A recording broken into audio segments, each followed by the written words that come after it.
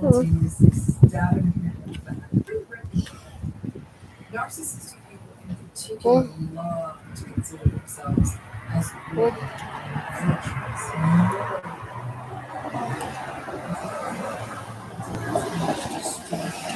and unnecessary. This video is about we already know in general narcissistic people are disloyal. But what does loyalty mean? For most of us, it's about honoring our standing by people we care about, especially at a difficult time. Standing up for something or someone we believe in. It's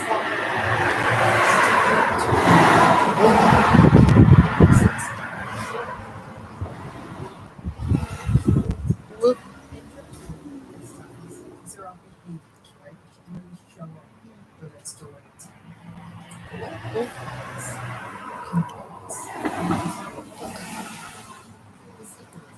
And when the relationship experiences, simple example might be noticing someone attractive and wondering what it might be like to have a physical dalliance with them. And you're in a relationship with someone else. You don't do it. You don't even communicate about it. You just fantasize about it. Is that possible? So that takes us to where a lot of survivors of narcissistic abuse get stuck. Which is the thought that if you think someone who is close to you, someone you're supposed to care about and love, parent, spouse, a partner, an adult child, really dear friend. If you have the thought that they're narcissistic, or that they're abusive, or that they're never going to change, or that they're always going to be a toxic person, is that just like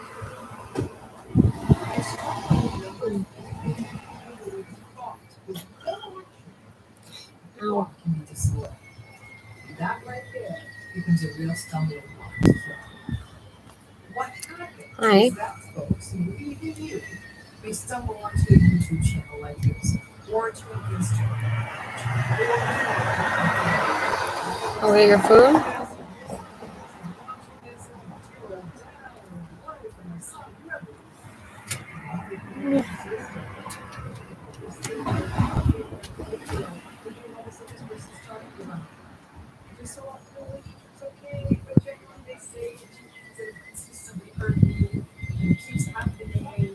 Nothing I've ever done or said works with them, so you have that thought.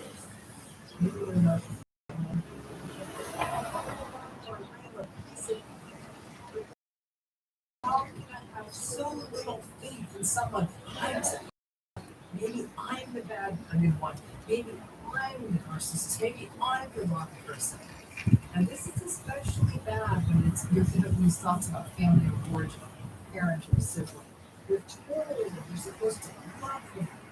So when you say this bad thought, a lot of people feel guilty and will either pivot and blame themselves for being so bad as to think, oh, it's narcissistic. Seriously? Or they go back into denial or become justifications like, they can't be narcissistic. They sent me a text on my birthday. That's okay. Now I get it. I understand how people can go there. And this is not easy. I thought about this a lot during the holidays when I do know quite a few narcissistic folks. And I had some decent moments with some of the narcissistic folks in my life. And tried to receive it as a sunny day to be my best self with them. But then when I can't self again, I always did. I knew I was right. If you're narcissistic, but it didn't mean I had to be this tough all the time. The way that allows us to remain true enough in the face of the narcissist. I mean, I guess, well, the best I could was no expectations of reciprocity or they would do right and if I did right. I didn't have to lose myself. But I also did have moments where I did wonder, maybe I'm good. Those moments would typically fade pretty fast when their behavior proved wrong. And they would do something narcissistic again. But even then, I had that moment like, maybe you're getting lost on your narcissistic stuff. I personally, and as a shrink, don't believe that thoughts are disloyal. I think thoughts are a place where we can process stuff, create working models to help us make sense of the world. We can try out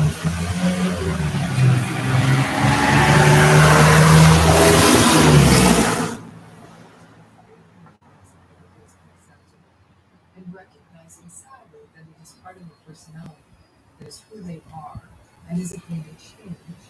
It may bring up grief, but it also allows us to maintain realistic expectations. Then we can dig deeper into our authentic selves, despite being in the presence of behavior that is not good for us.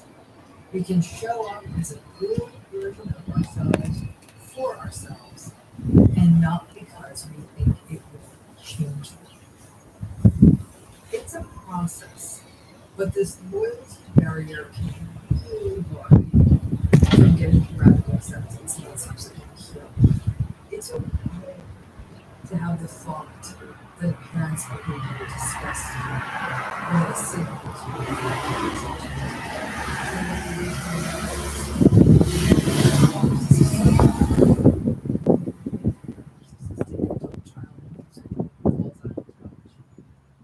it's okay. It doesn't make you disloyal to have these thoughts. It makes you human and frankly honest and aware. Being honest with yourself is the key first step to healing.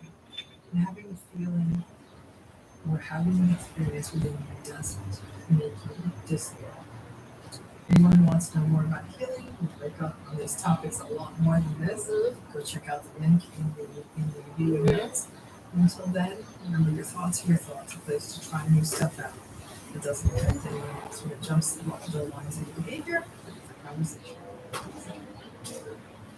Désinfectant pour la lessive Lysol. Élimine les germes que le détergent laisse bien goût. Lysol, c'est vous protéger.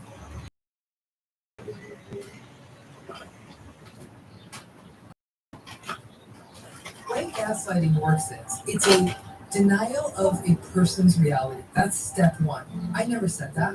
That never happened. So I'm very authoritatively saying to you something didn't happen. That by itself is not gaslighting. Now the step two of gaslighting is best-selling author of most. The #1 health and wellness podcast. With Jay Shetty. Hey everyone, welcome back to On Purpose, the #1 health podcast in the world. Thanks. We choose to come here to become happier, healthier, and I'm so grateful to our incredible audience. It's been phenomenal to see how much you've been listening, learning, applying in your lives over the past few months. I love seeing the reviews. I love seeing all the tags on Instagram and on Twitter and the videos on TikTok. It means the world to me that you're also sharing and passing this forward.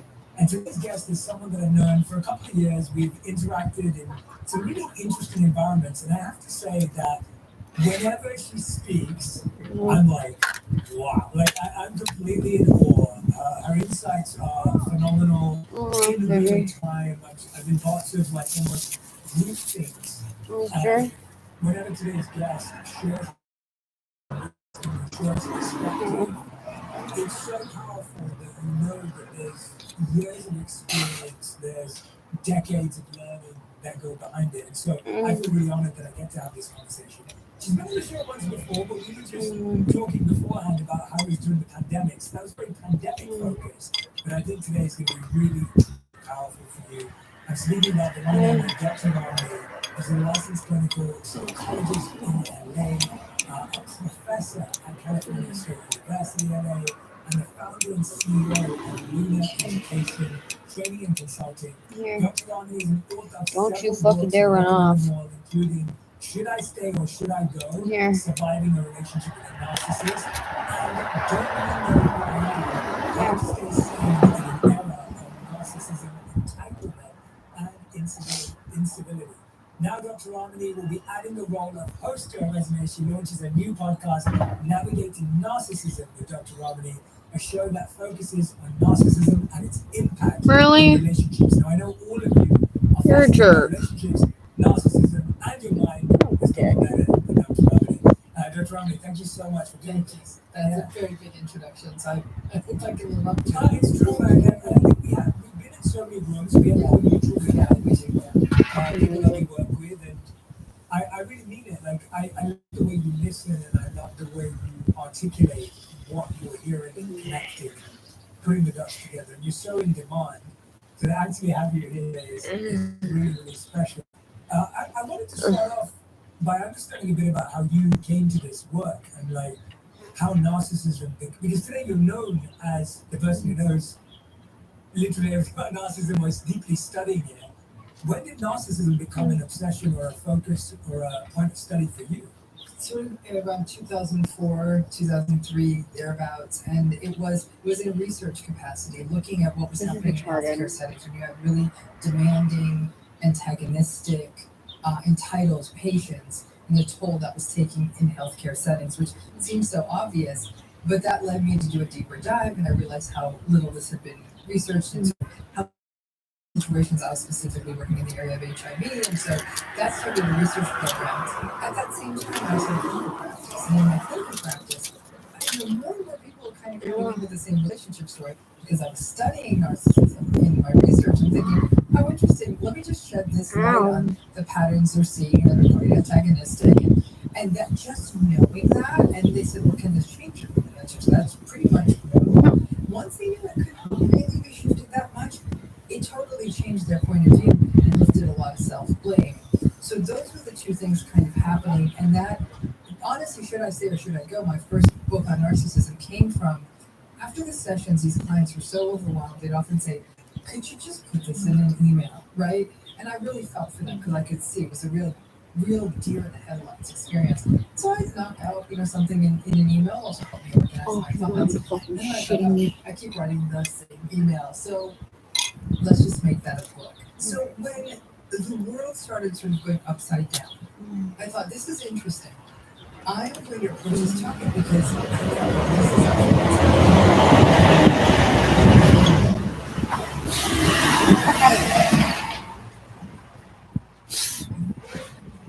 what's where it got interesting was, I'm a writer, that's what I do. But two young people approached me, former students, and had said, they're finishing school at the time, is you should really be on YouTube dress. That's ridiculous. At my age, it didn't make sense. It wasn't how I consumed media. And I said, let's take a few months. Let's see Get the fuck out of here. How this space works. And over time, years of sort of honing it and tuning it and that was actually what I set out this YouTube channel. So it was an evolution. But what I found was where the real sort of pivot was for me. The world of mental health This is was not insanity. recognizing what was The actual happening fuck. to people in these relationships. And that's when I got angry. And to me, anger is a great motivator. I thought, these people have gone to therapists and being invalidated, and maybe it's how you communicate, and maybe you aren't trying hard enough. And I thought, oh my goodness. And that's really for me what it felt like a revolution. I thought, something's got to give. And if this means that people are going to say, what's wrong with you? You have a target on your back. I mean, I've been called every name in the book, and people said this was an unempathic thing. I thought, oh my goodness. I thought, people are trying to shut this discourse down. I'm sure what people think about me anymore. And so that's really where it came from. And now that's just sort of the focus. The narcissism piece to me is interesting from a scientific framing and all of that. But This the is real insanity. passion for me is working with people who have been through these relationships and have never really felt recognized, seen, or heard, to help them with their and help them find themselves so they feel they can stand on their own world and actually have their voice again. That's the mission. Yes. Honestly, I can't This is even more common fucking as it handle occurs this. today than Very than ever good. Good before. job, me. Do you think that's because narcissism is somewhat alien from other ways in the sense that just happened that No.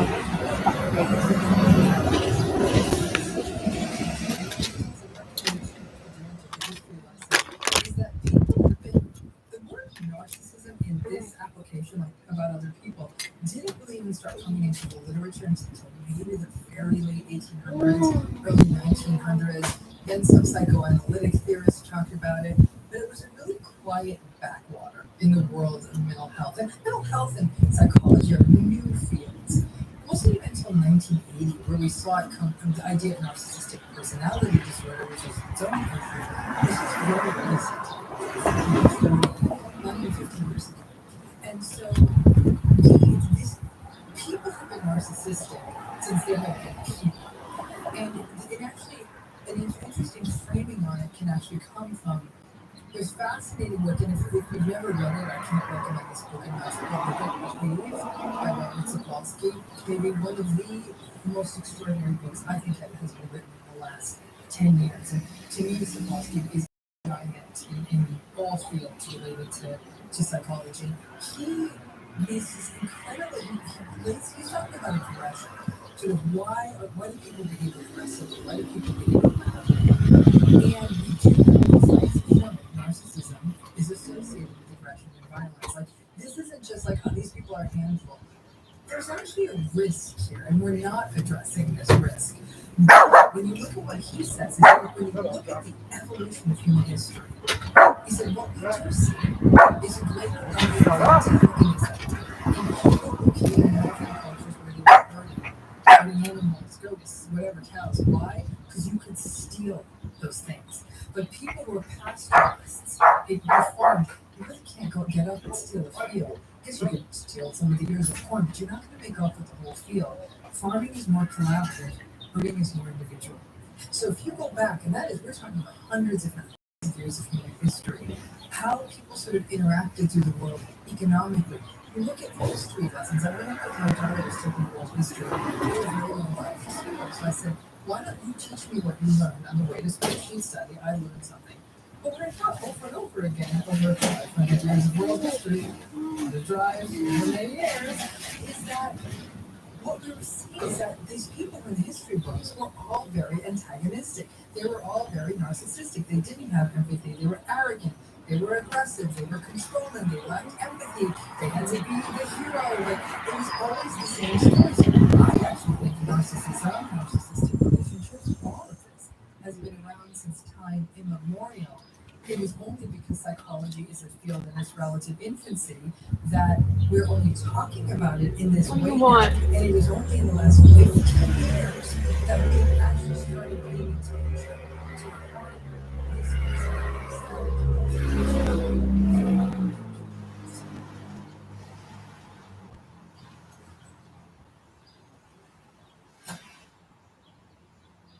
incredible, isn't it? When you look at it from that perspective about how long people have suffered from or suffered with something, because our learning was still catching up with its experience. And you think about anyone who hasn't lived in the last 15 to 25 years, they potentially will call up names, outcasts, misunderstood, unseen, as they say. Absolutely. I have worked with clients who are older. Okay, so they've been in third, fourth, 50-year marriages that have been difficult from the very, very beginning. And they said, you know what? It wasn't until I watched your videos, it wasn't until I read your books, it wasn't until the last 5 to 10 years that this finally had a name. And until then, I assumed it was my fault. I wasn't trying hard enough. I was complaining. I was being unrealistic about what a marriage should look like. That's what they were. They were basically, in essence, turning it back on themselves, blaming themselves. And culture wasn't helping. You know, people were saying, well, I guess you're not. Marriage is tough. You have to make compromises. How they are. They don't mean it. Their bark is worse than their bite. People would internalize that. And if you really want to look at it this way, even historically, we didn't really start talking about domestic violence until the late 60s into the 90s, when the Aurora Walker was sort of, like the circle of this was going on. And that was in the 70s. To this day, we still do not.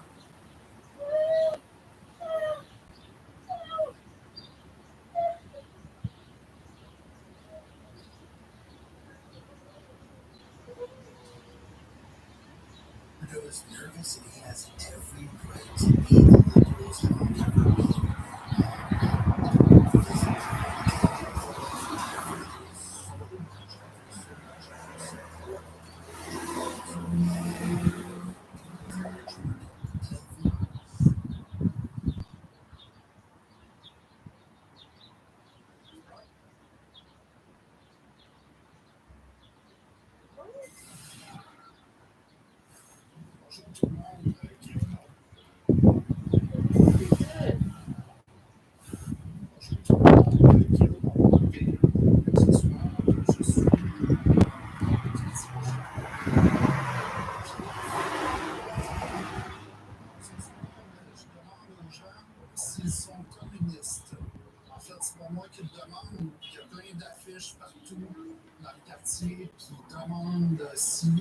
vous communistes, regardez vous-même. Le site internet marxiste.ca présente des citations reflétant une perspective révolutionnaire et marxiste. Il encourage les individus à se joindre à l'organisation communiste et révolutionnaire pour lutter contre le capitalisme. L'importance d'une direction marxiste pour la classe ouvrière est soulignée, tout comme la possibilité d'une société sans classe anarchiste.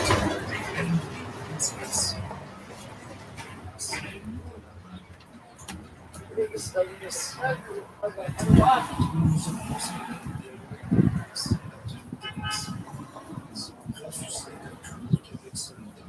seul partisan recul soutenant la gratuité et ont essentiellement ignoré les élections, alors que la plupart des étudiants ont mis fin à la grève pour lutter afin de chasser les libéraux du pouvoir.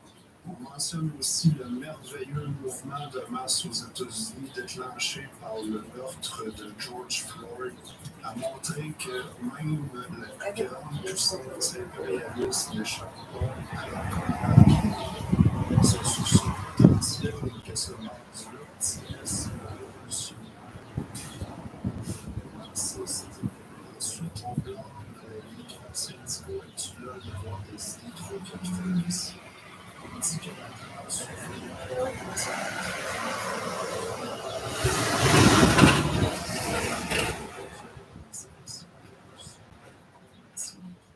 essaie d'aborder également des questions économiques en blâmant le capitalisme pour l'inflation et les problèmes liés au taux d'intérêt.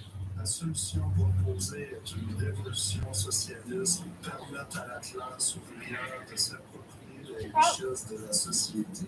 Le site affiche un engagement fort en faveur d'une transformation révolutionnaire de la société. Sur le site, on voit des groupes qui semblent être affiliés comme l'Alliance de la fonction industrielle, marxiste internationale. Donc, apparemment, il y a des gens de ce mouvement-là qui souhaiteraient une révolution marxiste. Probablement qu'ils se sentent pas bien dans le système actuel, comparé avec la crise du logement. On pourrait se demander est-ce que ça serait la bonne solution? Donc, voici les réactions des gens ici que j'ai rencontrés. Êtes-vous communiste? What? En fait, c'est pas moi qui le demande. Vous voyez l'affiche qui est là? Oui. Qu'est-ce que tu penses là-dessus? D'accord. J'ai une petite question. Êtes-vous communiste? C'est pas moi qui le demande. Écoute, il y a une affiche là qui. Non, je suis pas communiste. Pourquoi? Je sais pas, je suis pas communiste. Je vais aller voir le président. Oui, puis non. Dans le sens que je pense où tout le monde a le droit d'égalité, mais dans un milieu où tout le monde a le droit à sa chance de participer au capitalisme. Dans le sens. C'est contradictoire. Oui, c'est vrai que c'est contradictoire. You wanna work the What? Communist, socialist. No. Why? Because I worked like chef before 23 years, and no time for the only work like chef is work all his time without the kitchen. Pas tout à fait. Vous êtes-vous communiste? Non. Moi, je suis pour que tout le monde soit ensemble. Je suis pour que tout le monde s'entraide. C'est communiste, c'est capitaliste, c'est capitaliste.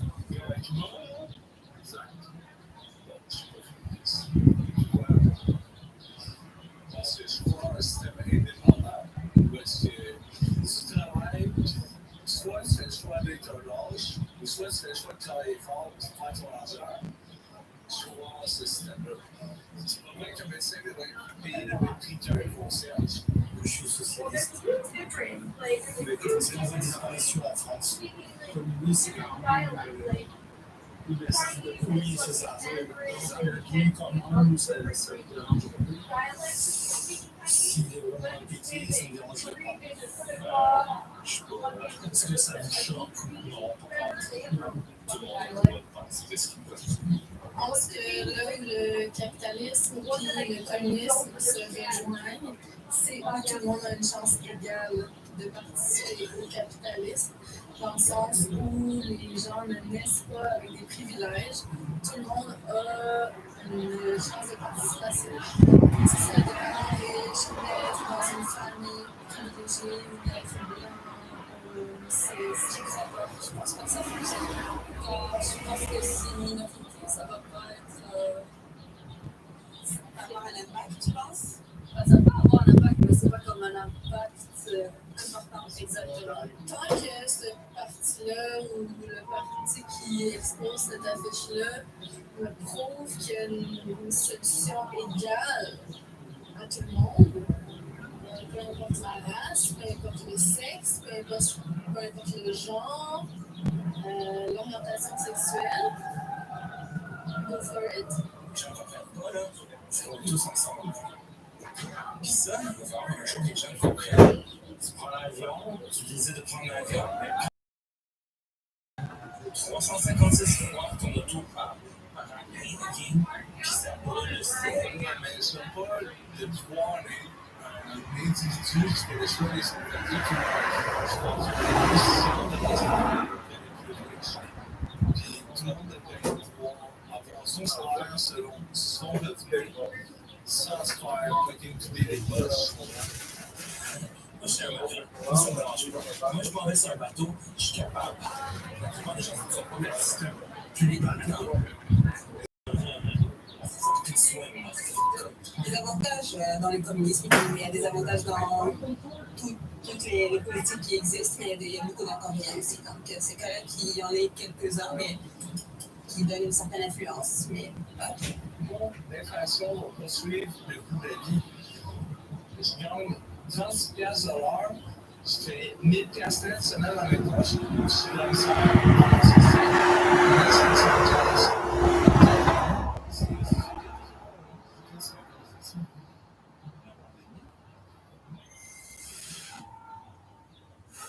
Donc, j'espère que vous avez apprécié cet petit reportage. Si vous voulez en avoir plus et si vous voulez vous encourager, vous pouvez le faire à rebelfilm.com. Merci.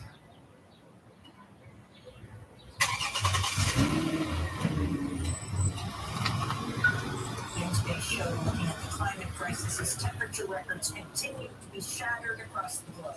On Thursday, the World Meteorological Organization announced July is on pace to be the hottest month ever recorded. Here in the United States, 170 million people are under heat alert. On Thursday, UN Secretary General Antonio Guterres said the world has entered the age of global boiling. For vast parts of North America, Asia, Africa, and Europe, it's a cruel summer. It is a disaster. For scientists, it is unequivocal. Humans are to blame. All this is entirely consistent with predictions and repeated warnings. The only surprise is the speed of the change. Climate change is here, it is terrifying, and it is just the beginning. The era of global warming has ended. The era of global warming has arrived. The air is unbreathable. The heat is unbearable. And the level of fossil fuel profits and climate inaction is unacceptable. Leaders must lead.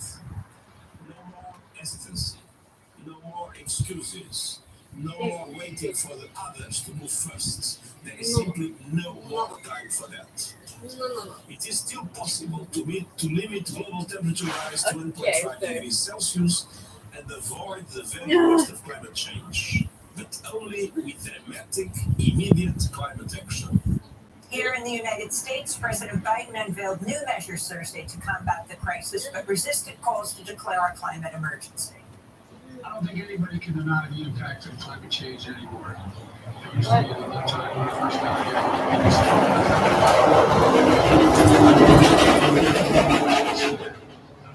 Honestly believe climate change is not a serious problem. Just take a look at the historic floods in Vermont and California over this year. Droughts and hurricanes that are growing more frequent and intense. Wildfires spreading a smoky haze for thousands of miles, worsening air quality. Our record temperatures, and I mean record, are now affecting more than 100 million Americans.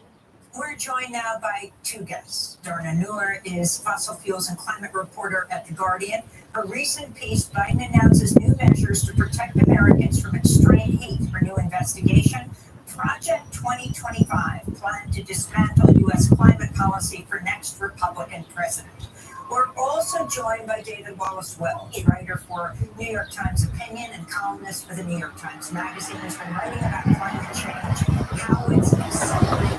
His latest piece is headlined Green Climate Lesson from the Canadian Wildfires. He's also author of the book, The Uninhabitable Earth. We'll welcome you both to Democracy Now! David, let's begin with you. If you can respond to what President Biden announced yesterday, and does it go far enough? I think the short answer is no, it doesn't go far enough. We're talking about a really dramatic summer here in the United States. I think many Americans are living with some amount of climate fear. 170 million Americans under extreme heat advisories. And what the president offered was a pretty unique targeted gesture. So policy measures. I'm glad that he's speaking about climate as opposed to being silent as he has been for a long time. But to my mind, he's not meeting the American public where they are at all. And Darna Noor, your response, you wrote a whole piece on this. I think to agree. I agree with you. It's a gesture from the Biden administration. I did think the experts who described some of the steps that he took as positive. For instance, rolling out new funding to help cities plant trees to make sure that people can have shade in extreme heat. Making sure that cities can fund cooling centers, improving weather forecasting.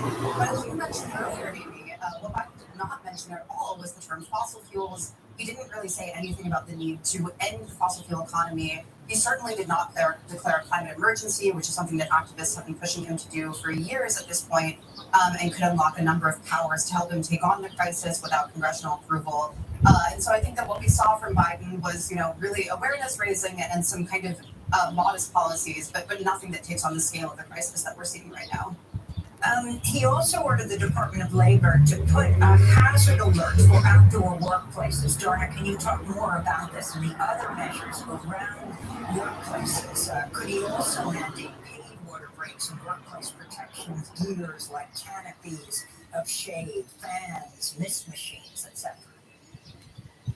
The heat hazard alert that Biden issued yesterday was interesting. In one sense, it was unprecedented. It was the first heat hazard alert that will go out to employers across the nation, sort of reminding them of the rights that workers have on the job and ways to best protect workers from extreme heat.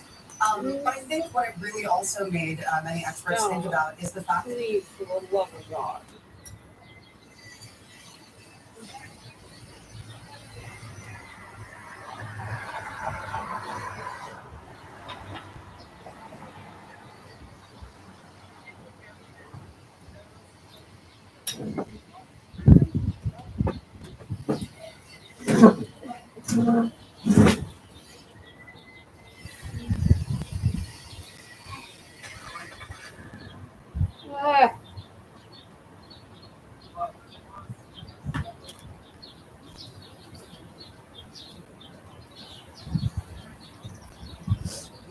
Okay.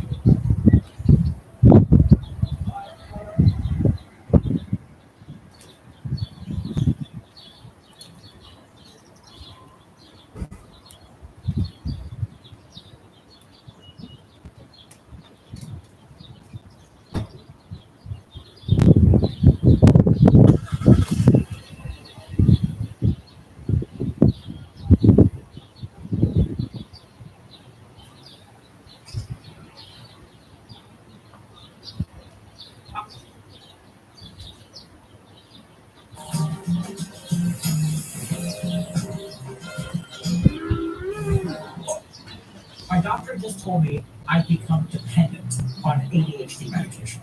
What does that even mean? I got off the phone with my doctor just now to get my Adderall prescription refilled. During the call, he asked me, "Do you take it every day or as needed?" So I told him honestly, I take it every day because I feel I need it every day.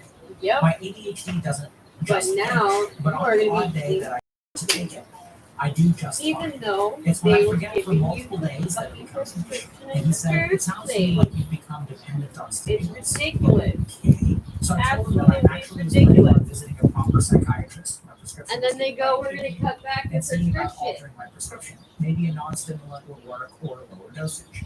And he replied, We "No, kept trying stimulants work best for ADHD symptoms." Now I'm very confused as to what is going on about it, to be honest. I shouldn't take my medication if I don't need it because I become dependent on stimulants, but I also need to take stimulants because it helps my mood, therefore making me dependent. It's really confusing logic, and I don't know how I feel about it. He didn't really elaborate either.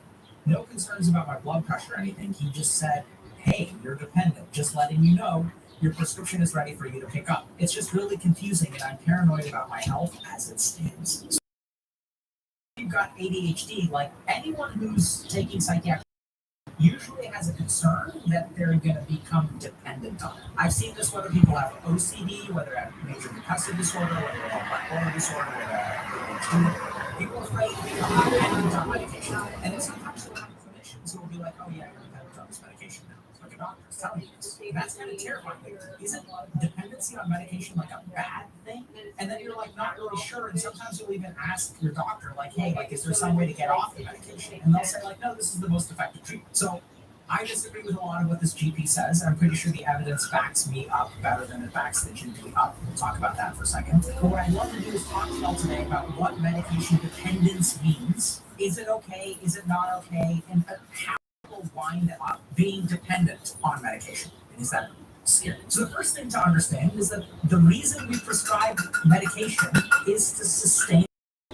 Right? So I'm going to ask you all a question. Let's say I have a heart transplant, and as part of my heart transplant, I have to take immunosuppressive medication every single day. Why do I have to take immunosuppressive medication?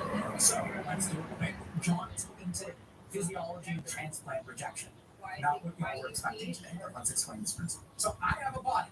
My body has an immune system. My immune system learns what is me and what is not me. And then what the immune system does is starts to attack things that are not me. Right? Pretty easy. It turns out that I got a bum ticker and I need a heart transplant. So what I'm going to do is I'm going to get a heart transplant. And in order for my immune system to not destroy the transplanted heart because it comes from another person, I can take immunosuppressive medication. Now this begs the question. Am I now dependent on immunosuppressive medication?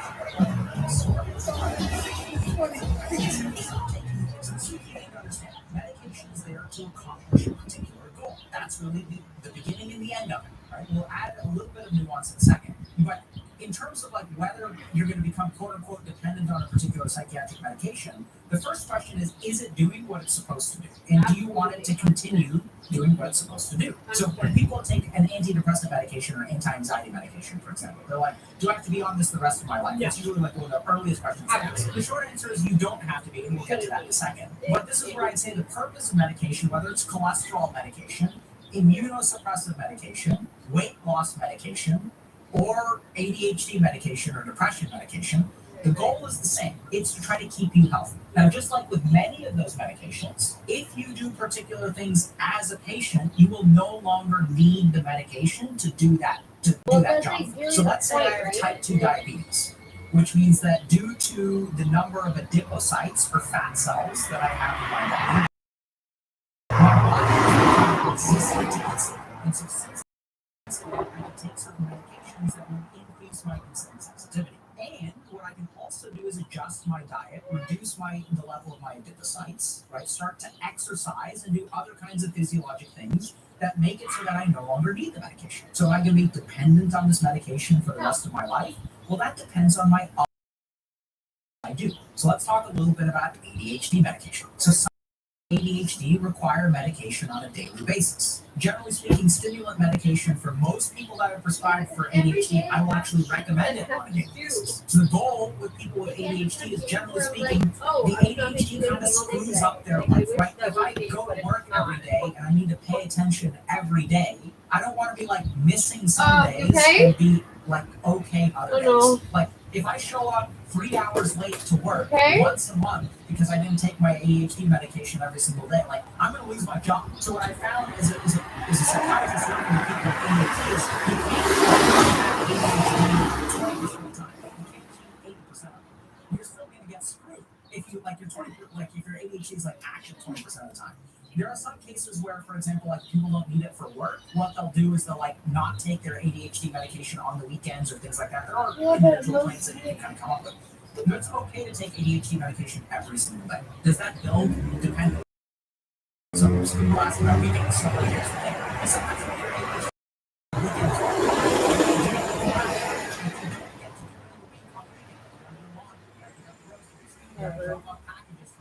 Amazon. You gotta, pick up birthday cards. You gotta be on time to social events. So it's fine to use ADHD medication every single day. So does that mean you become dependent? Well, there's two issues to consider. Yeah, well, you know what? I've been The calling first you is that there may be a physiologic dependence. So this is neither good nor value judgment. It just means that if your body develops a physiologic tolerance and dependence on a particular chemical substance, that means if you don't take it, you're going to have withdrawal symptoms, and that could be bad. So we develop different kinds of symptoms with ADHD, different kinds of tolerance with ADHD medications. That's not necessarily a bad thing. It's just something that you need to be aware of, almost from a safety standpoint. So that's where, like, we can become dependent on caffeine. Does that mean that morally we're bad people or we're addicts? Not necessarily. It just means that if you don't have caffeine, you may get addicted. That's it. It's just the understanding. Now, the second thing about dependence is, do I have to take this medication for the rest of my life? That's what basically people are asking when they're saying, am I dependent on this medication? And that's where that depends. It depends. And then you may say, well, Dr. K, that's weird. Like, well, how can you say that depends? What does it depend on? Just like other medical illness, or not any, but many other medical illnesses, how long you need to be on medication, the dose of the medication, that all depends on what else you are willing to do as a patient. So let's go back to our diabetes example. If I start exercising every day, if I eat low glycemic index foods, if I start, doing other particular things like doing yoga or other practices that support type 2 diabetes and stuff like that, then I may not need to be on medication for the rest of my life. So if I can get to where I need to go with that medication level. So the question is, okay, what does that mean for ADHD? What's the equivalent of eating healthy and exercising for ADHD? First of all, eating healthy and exercising both do help ADHD. We go into some of that stuff in the guide that we've got hopefully coming out in about a month on ADHD. So we'll go over a lot of different treatment options and stuff like that in more detail. The key thing to remember about ADHD, let's talk about science, okay? What does the evidence-based data suggest? So first thing that evidence-based data suggests is that medication and psychotherapy are equally effective, roughly, in terms of effect size. What does that mean? That means that if I have 100 people with ADHD and I put 50 of them into psychotherapy and 50 of them into medication, or give them medication, the symptom reduction that they get in terms of ADHD is the same, okay? You actually don't need it though. You can just go to therapy and you will get roughly the same effect size. Now people may ask, like, how do you get therapy for ADHD? It gets complicated. There's also a bunch of info on this in the guide, but basically a lot of the psychotherapy for ADHD is developing structures and systems to account for your ADHD. Essentially putting up guardrails so that your ADHD does not negatively impact your life. It is literally teaching people things like how to organize, how to prioritize, how to set alarms, how to set reminders. We go into a lot of detail about how to develop a good organizational system in the guide, but it teaches people these kinds of skills. And so just like any other psychiatric illness, there are certain skills you can learn that will mitigate or prevent the illness from harming you. So a simple example of that is anxiety and meditation. So if I have an anxiety disorder and I'm feeling very anxious and I learn to meditate, that can reduce the symptoms of anxiety and reduce my quote-unquote dependence on anxiety medication. ADHD is no different. We can learn particular skills. That's what psychotherapy teaches us. Now, here's where the data gets interesting. So when you take people who have been given psychotherapy and people who have been given ADHD medication, effect size is roughly the same.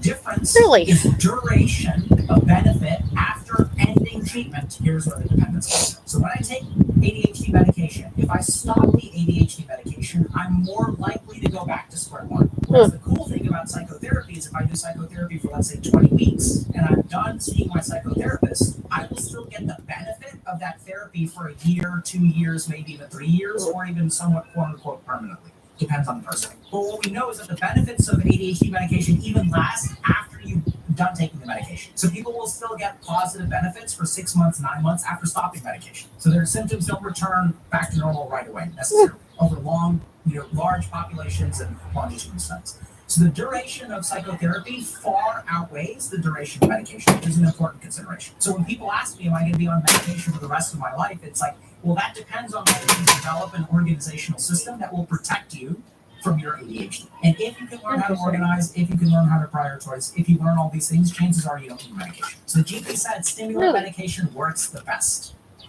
So there's something really tricky about stimulant medication, which is not necessarily that it works the best. So there are head-to-head studies that show that non-stimulant medications and stimulant medications basically work the same in terms of the effect size. The big difference between stimulant and non-stimulant medication is, first of all, stimulants work faster than non-stimulants. So there's a medication called bupropion, for example, that is just about as effective as stimulants. The difference is that bupropion takes like a month to really kick in, whereas stimulants, you'll feel the benefit within 24, 48, or 72 hours. So stimulants are better in terms of acting fast, but they don't necessarily work. They don't reduce your ADHD symptoms more than non-stimulant medications on the whole. The second thing about stimulants that makes them feel like they work the best, and I'm not surprised to hear that from the GP, is that patients think they work the best. So there's a very simple principle in our brain that the more rapid the reinforcement, the more behavioral reinforcement we see. The more rapid the benefit, the more behavioral reinforcement we see. So for example, like stimulants work instantly. So what happens when if you are obsessive compulsive, press 1 repeatedly. If you are codependent, ask someone to press 2 for you. If you have multiple personalities, press 3, 4, 5, and 6. If you are paranoid, we know what you are and what you want. Stay on the line and we'll trace your call. If you're delusional, 100 people on stimulant medication, 100 people on non-stimulant medication, and I measure objectively how bad their ADHD is, let's say 3 months after they start the medication, what I'm going to find is they're both equally effective. But the subjective experience of the two patients is going to be very, very different. The subjective experience is going to be any day I miss my medication with ADHD or with a stimulant, people notice it right away. So there isn't a difference in efficacy. What there is a difference in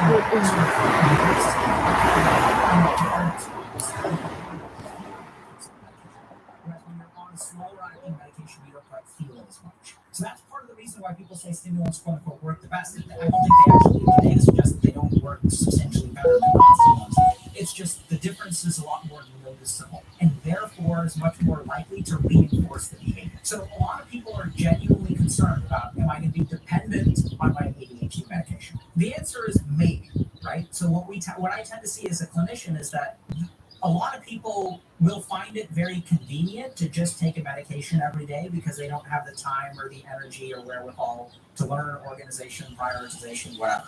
Especially if we're talking, I'll get someone who's like a sophomore who's coming in during midterms. You could teach me organization and planning, but in the 2 months it takes me to figure out how to use a calendar effectively, my midterms are going to be gone and I'll offend. So sometimes people will need medication because it's the easiest thing to do. Now, how dependent on it you become, not just from a physiological perspective, but we're talking long term.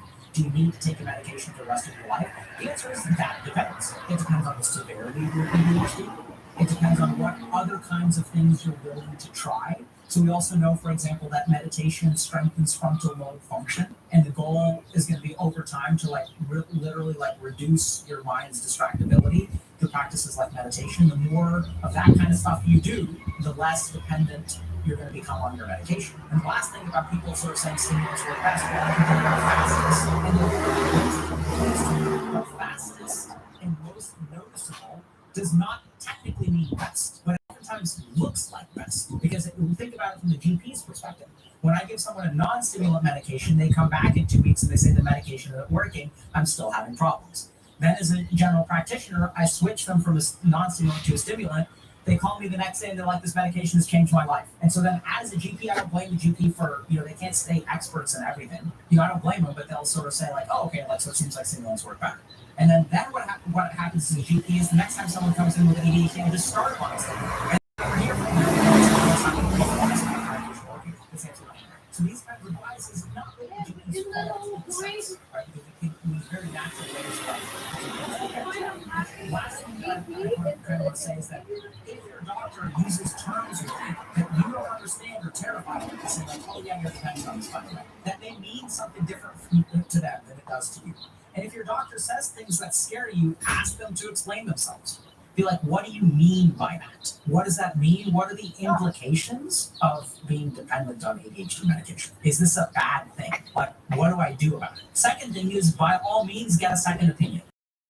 Talking to you enough. If they're not explaining things enough, get a second opinion, explain to them that you need more explanation, and also, like, by all means, go see a specialist. So someone's asking, how does one's life change if they get diagnosed with ADHD? Chances are your life gets substantially better. So let's go for a second. Because remember, getting diagnosed with ADHD or not getting diagnosed, like, you have the ADHD, whether it's diagnosed or not. It's affecting you. Whether you have the ADHD or, whether you get to have the diagnosis or not.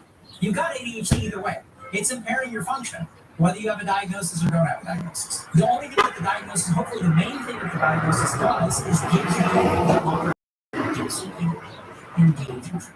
Now, what we do know is that living a life of untreated ADHD leads to all kinds of problems. We've probably got a lecture that we're going to share with y'all in about a week or two about this, about the ADHD iceberg. But for example, we know that something like 50 to 70% of people, that sounds odd. But if you look at the comorbidity of ADHD and depression, 3 to 5% of people with depression will grow up to later be diagnosed with ADHD. But of the people who have both, 50 to 70% of people with ADHD will also have depression later in life for that comorbid population. So what does that mean? Does that mean that if you've got ADHD, you have a 50% chance of getting depression? No. There's 4 people who have both. If you take that subset of people who already have both, what you see is that there is a causal relationship, ADHD leading to depression. And it doesn't go the other way. It's not just correlated. One causes the other. And why is that? It's because growing up with ADHD, especially untreated ADHD, shapes your life to be depressed later. So I'll give you a simple example of this very fascinating study that found that kids with ADHD are less likely to be invited to birthday parties than those other kids. Think about that. So if I'm an ADHD kid, why is it less likely to be invited? Because I don't pay attention. So all the other kids are talking about Pokemon cards, and I start randomly talking about something that's completely unrelated. The kids all look at me like I'm weird because I'm highly distractible. I can't keep pace with the conversation. I also don't pay attention when they're talking to me, right? So over time, like, those kids aren't going to want to invite me to their birthday party. And then over time, if I stop getting invited to birthday parties, what does that mean for the development of my social skills? I don't get opportunities to, like, develop my social skills because I get invited to this. You can't level up if you don't zone into where the fighting is, right? You can't get any XP if you're not invited to the game. And so over time, kids with ADHD experience more social isolation and loneliness, rusty social skills, which in turn makes it harder for them to get promoted at work, because a lot of getting promoted at work has to do with social skills. And so what we tend to see with kids with ADHD, especially when it's undiagnosed and untreated, is that living a life of undiagnosed ADHD predisposes you to depression through features like underperformance of underperforming in an academic sense. There's underachievement academically for kids with ADHD. There's lack of social opportunities, which leads to isolation and loneliness. There are all these different factors where you can almost, this is what we do in the lecture at. There's a whole lecture about this in Dr. K's Guide to ADHD and Doing Stuff, where you can map it out, how growing up with ADHD leads to particular factors which later lead to depression. Because what ADHD does, all of these factors over here are risk factors for depression later in life. So hopefully getting diagnosed changes your life for the better. Scalicious is saying, I often hear people say that ADHD and other disorders are being overdiagnosed. Do you think that this is true? So I've said this before, I'll say it again.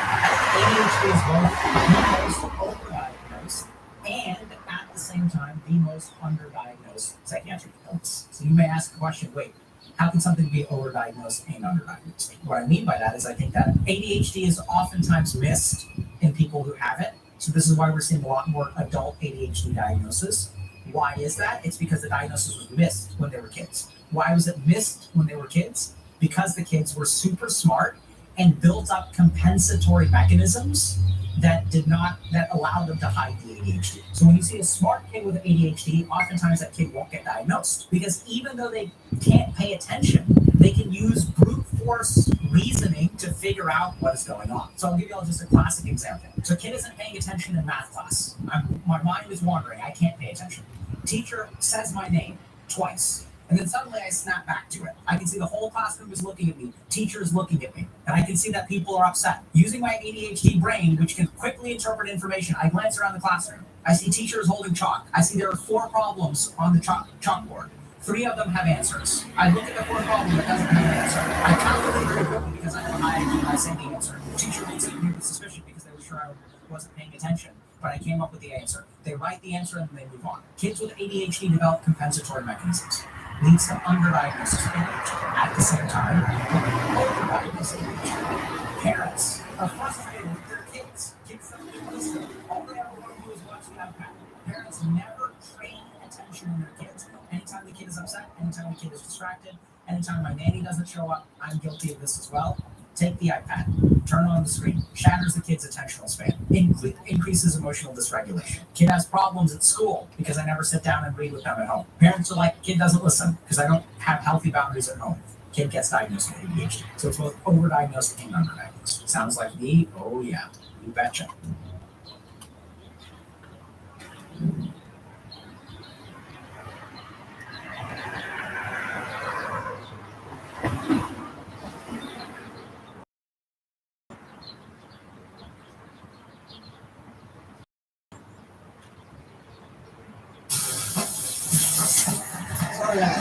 Sorry about Christmas.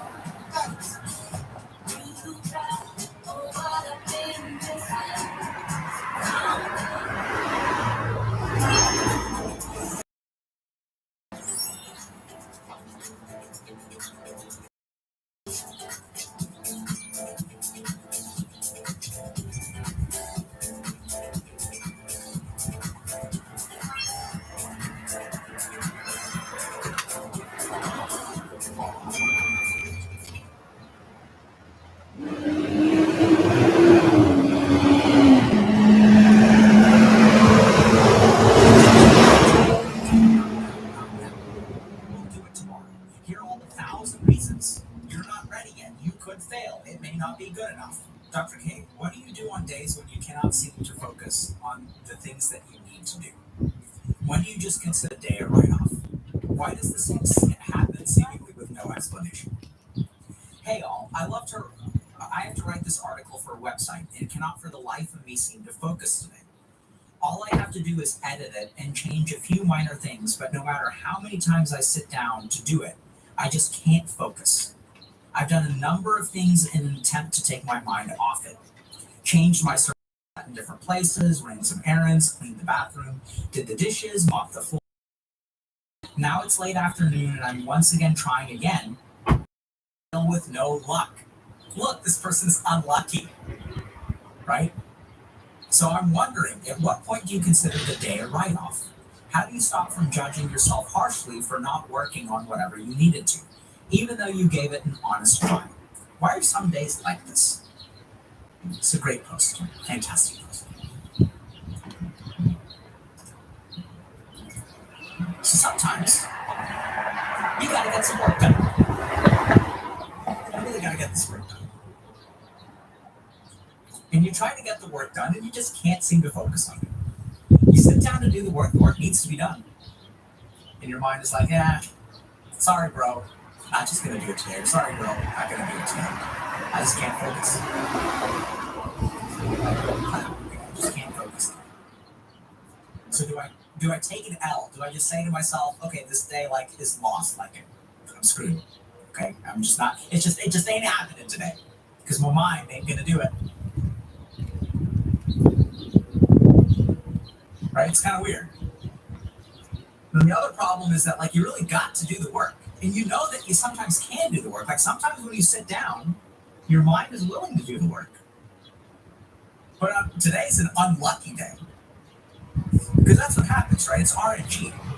It's some days the mind is yeah, okay, I'll do it. Other days it's no matter what you can do, but whatever you need to do, your mind is yeah, this ain't gonna happen today.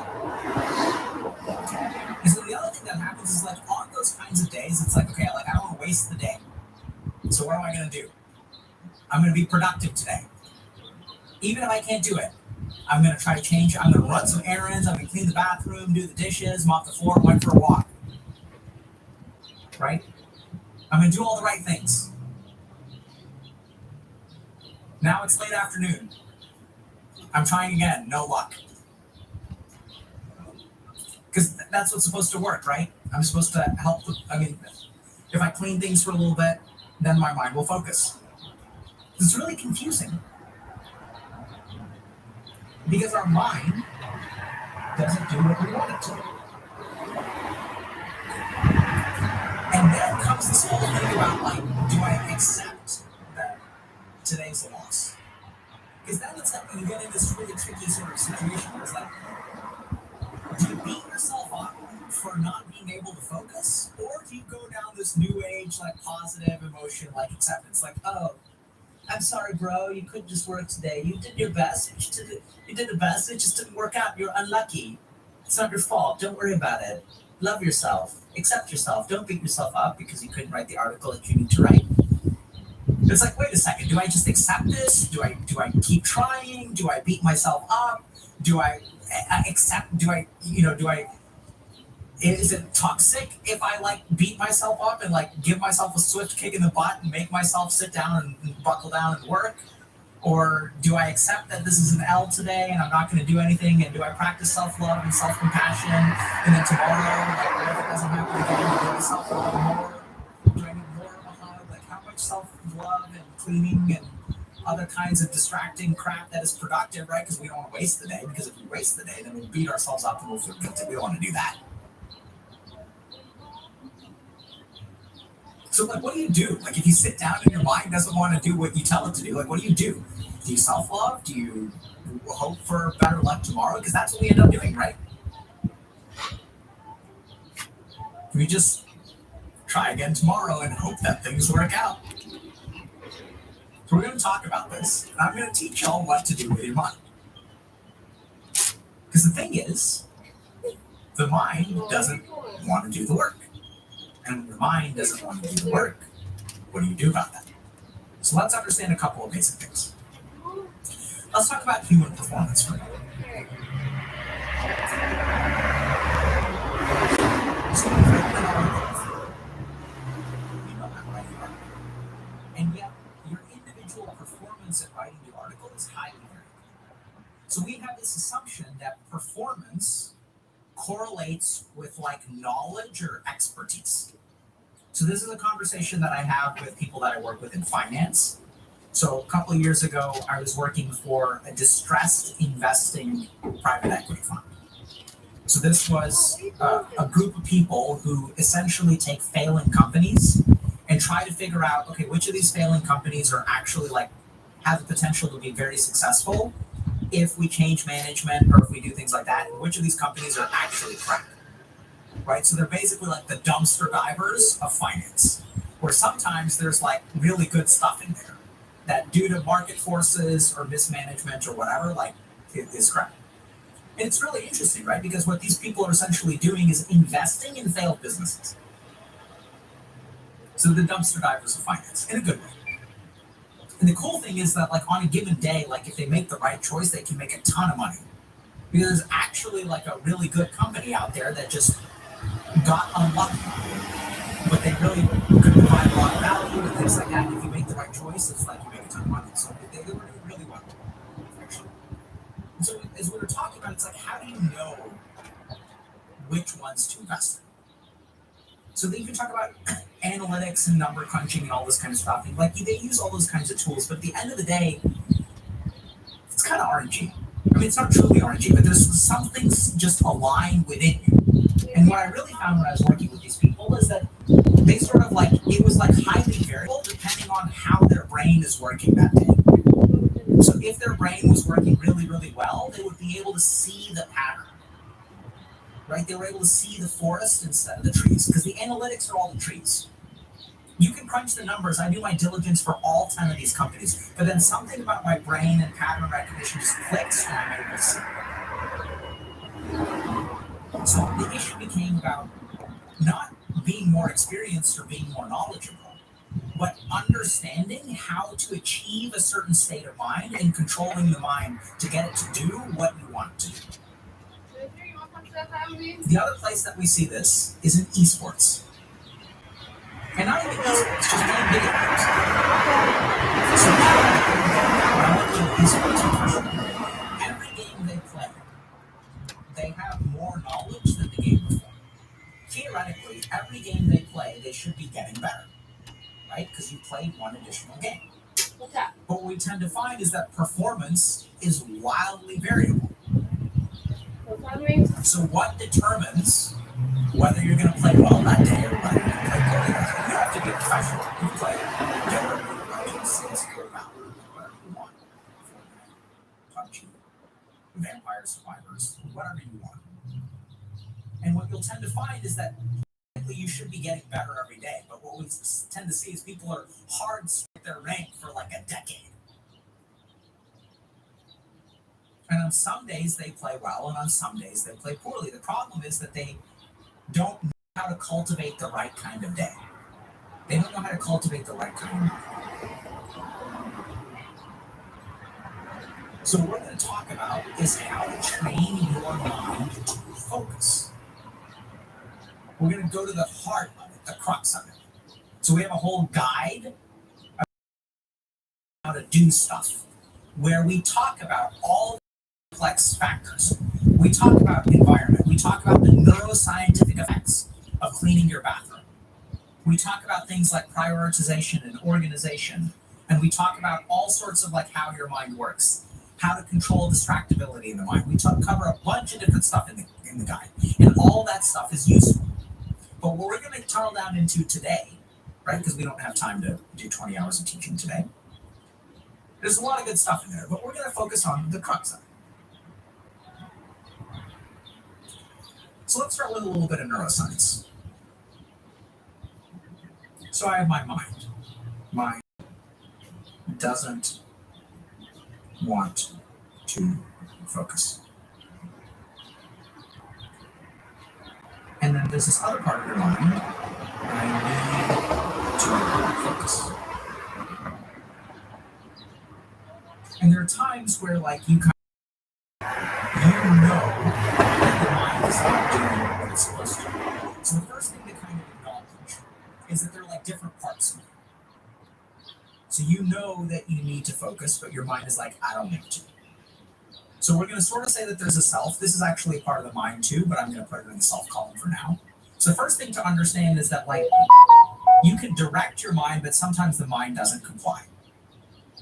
Now, from a neuroscience perspective, the ability for this to win involves essentially frontal lobes. So frontal lobes are responsible for the things like impulse control. They're also responsible for things like delayed gratification. They're also responsible for things like directing your attention.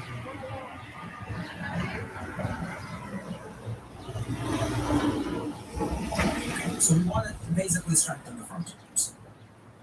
But what I want y'all to just notice is that there are different parts of your mind that are kind of conflicting. And how do we make one win and the other lose? Because right now what's happening is this part of the mind winning. Right now the way the equation is like this. Right? So let's try to understand what our options are. So I've got word 2, option 1 versus. And if I try to work, I'm going to be, it's harder for me.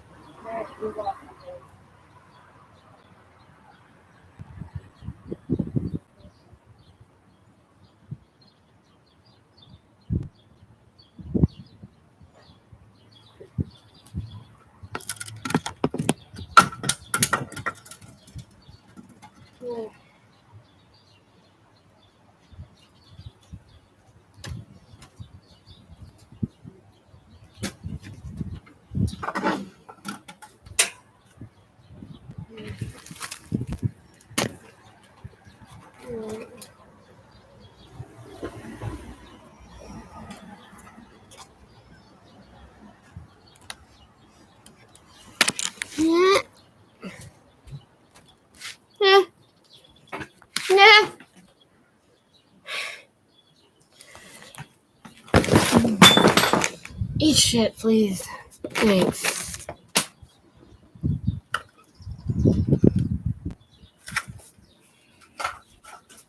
Okay. I love this. Okay. We are calm.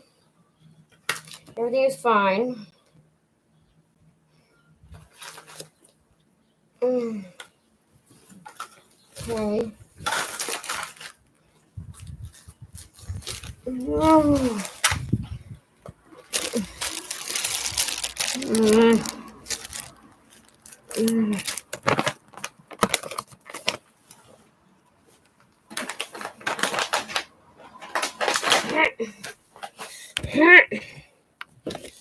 Go back in the fridge. Okay. This can go here. Okay, or not. You okay, Jack?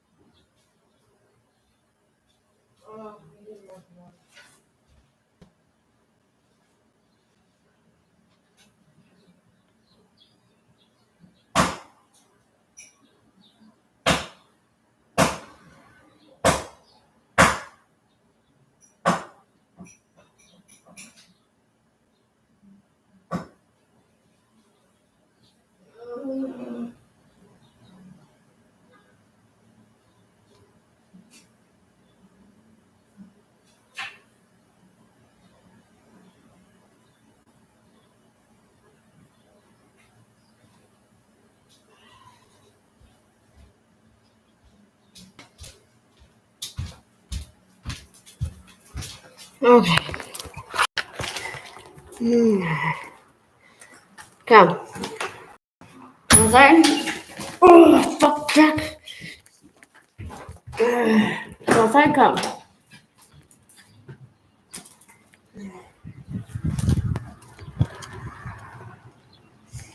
So dorky.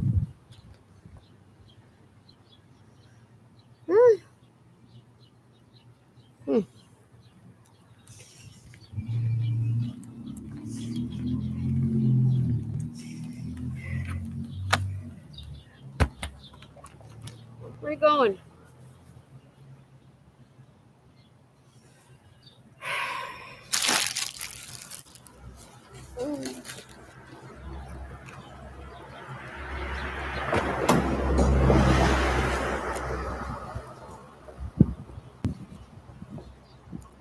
What? You're a goof. Ball. Something else.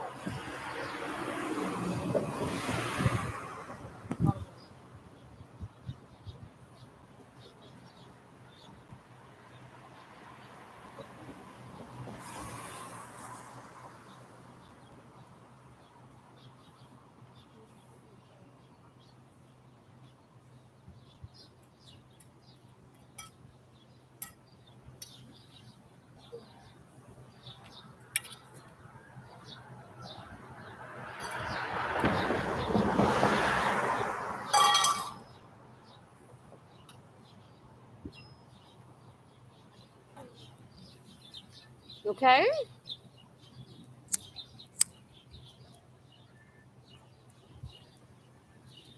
Some water? Come on, baby.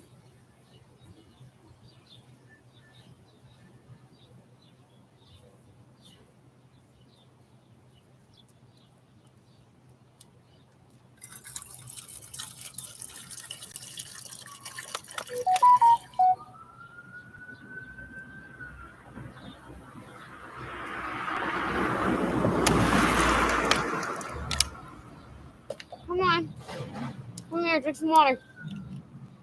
Or don't. Shut the fuck up, please.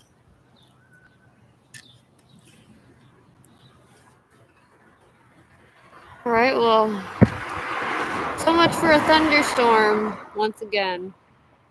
This is fucking so stupid.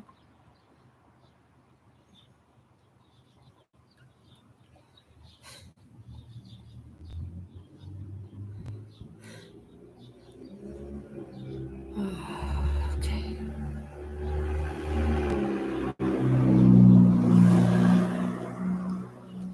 Giacomo, you okay?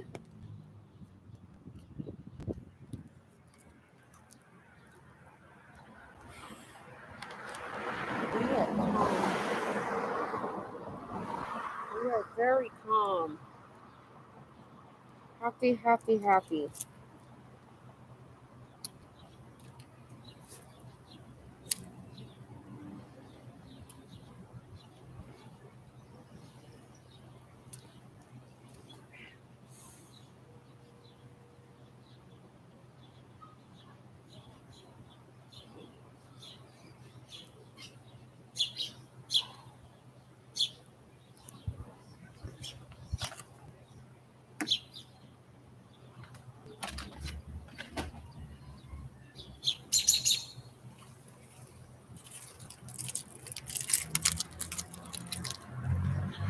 Mister, did you want to come sit in the car? It's nice and cold? Or just go ahead and ignore me. Whatever. I just don't care. Obviously, you don't either.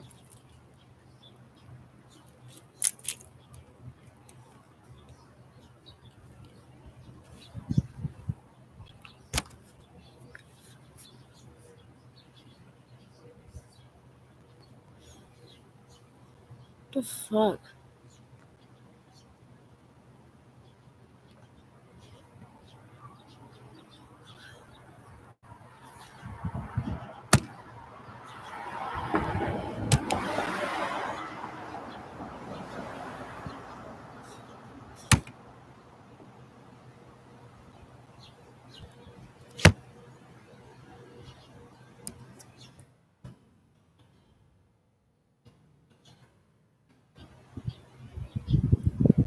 Jack?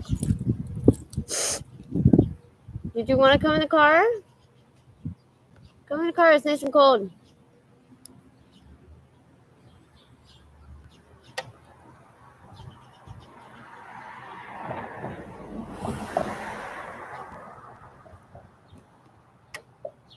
Okay.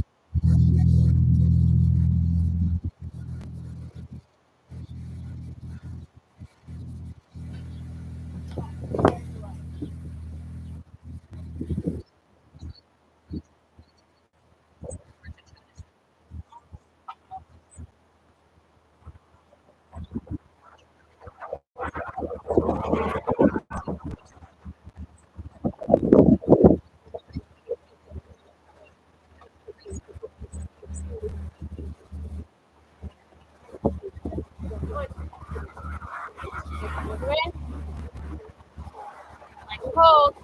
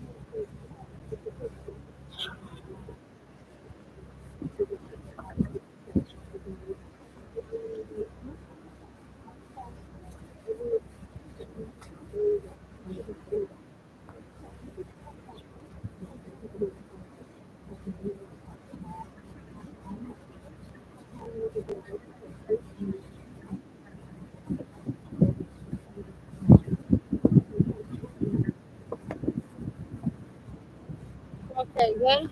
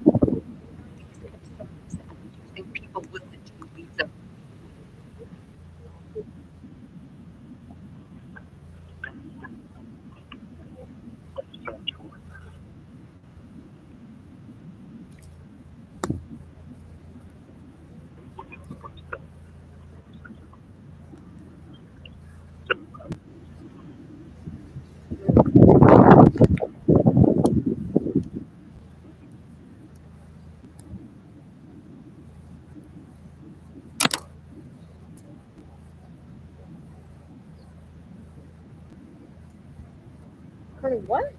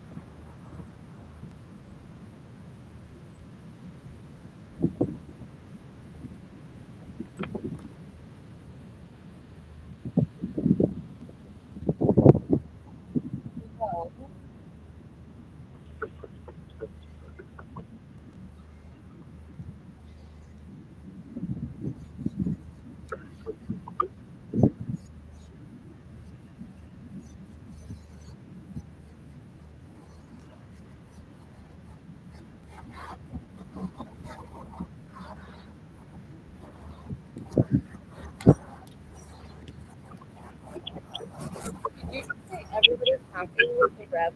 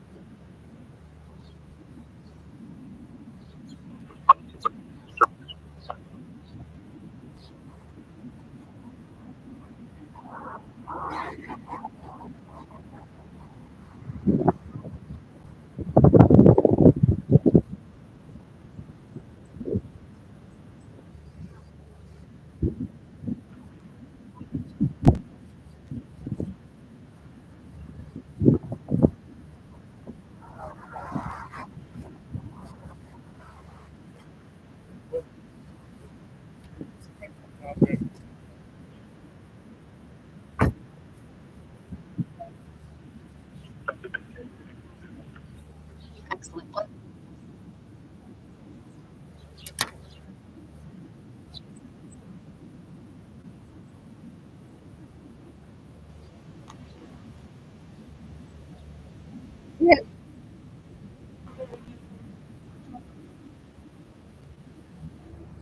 Now we're done.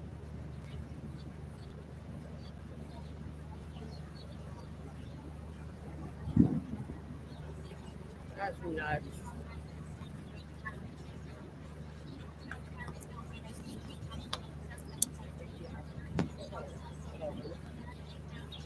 Everybody is super happy with the run.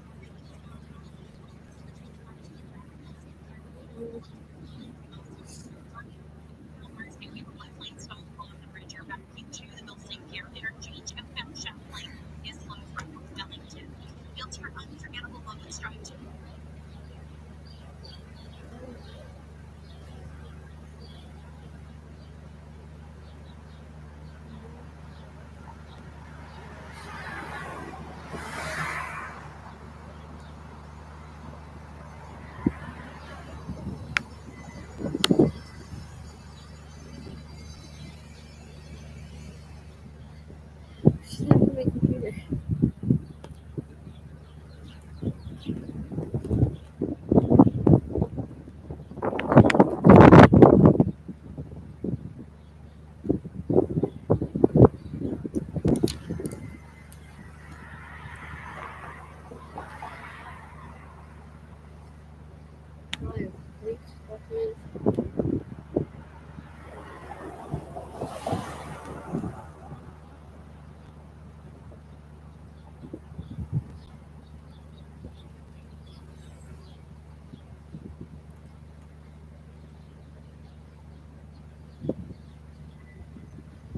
What?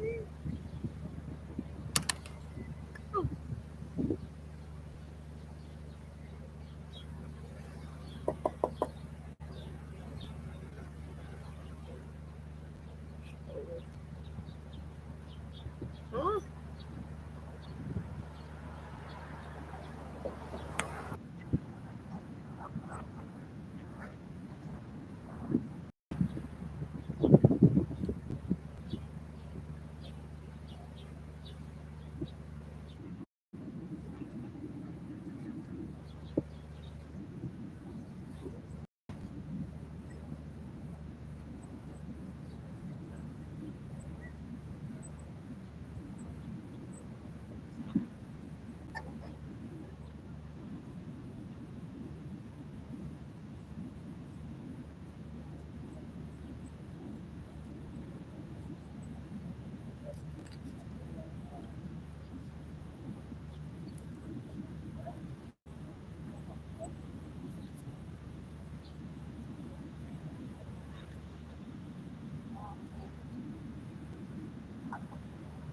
Sorry?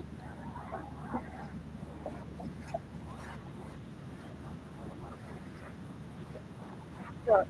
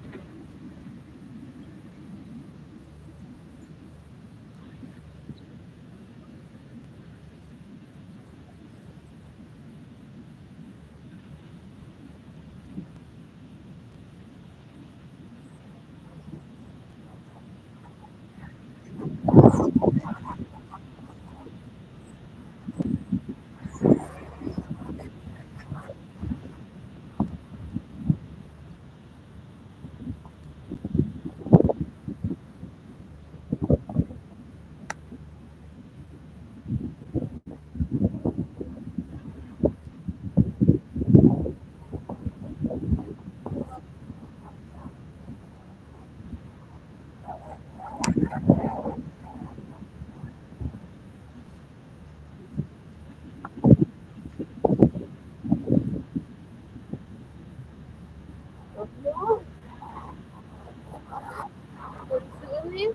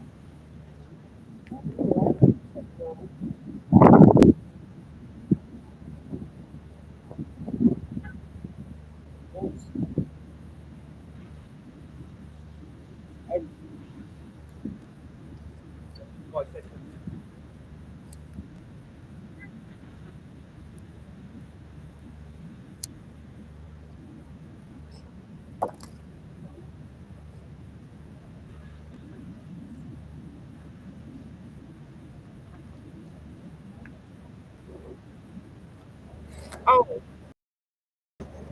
okay. Yeah. Oh my, this is like,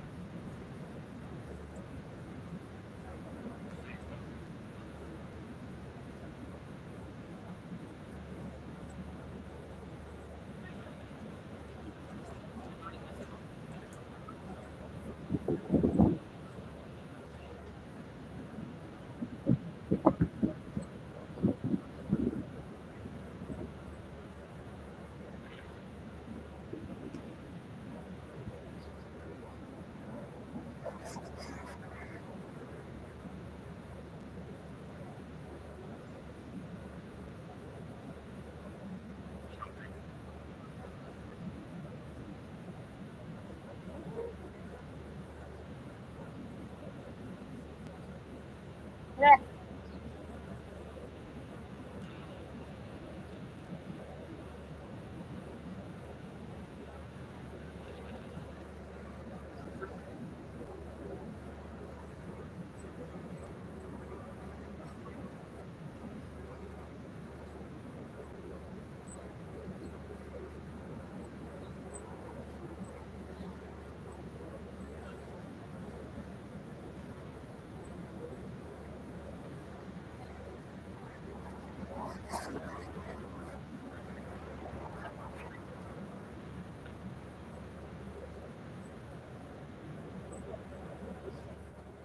Oh.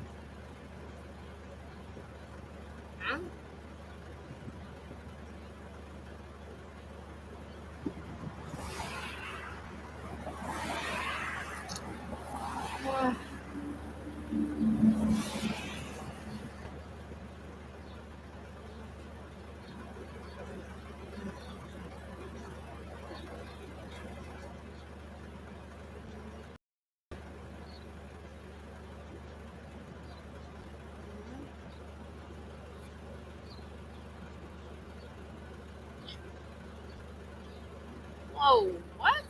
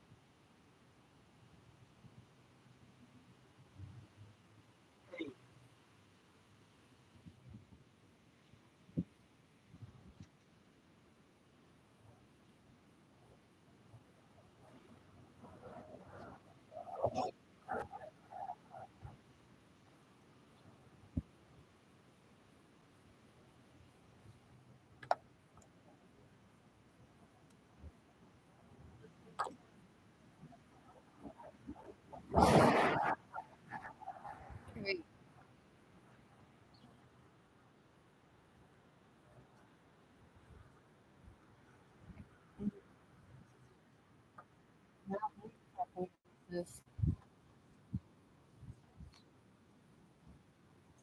Okay. But you guys are still not searching that landfill, so there's that.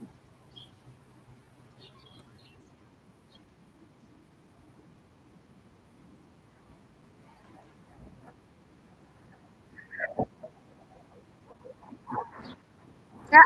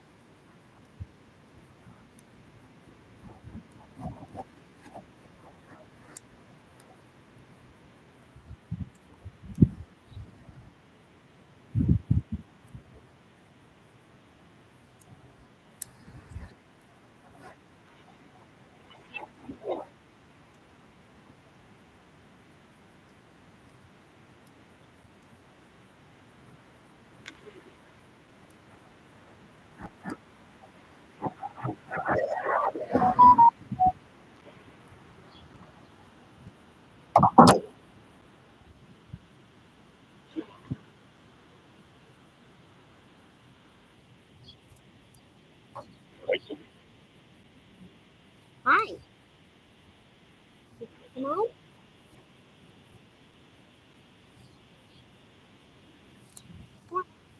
Who's that?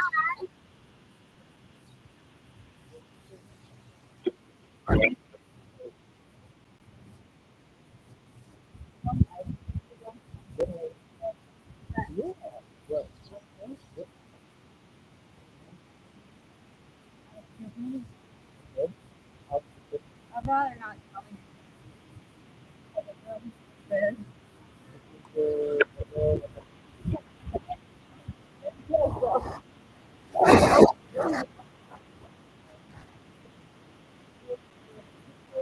Jam. I going to open it and just smashing her against the window.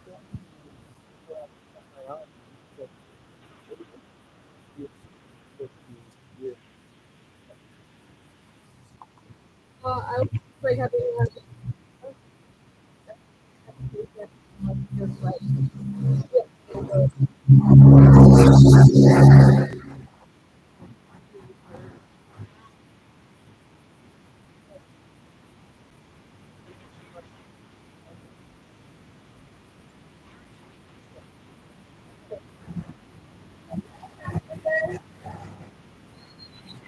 thank you.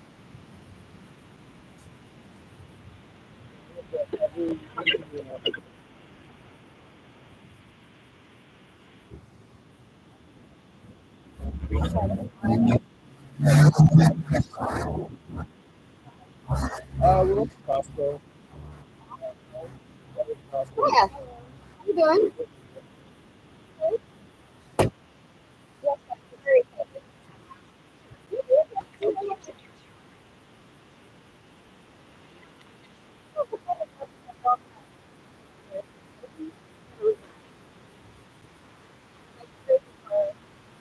Actually, ever since my car, it's been down to the car. Got my Acura, and I was just never switched to the car, just the car. Never had to but it's just really, master. Because,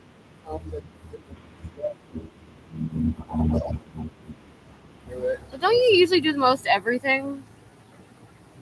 For like most things?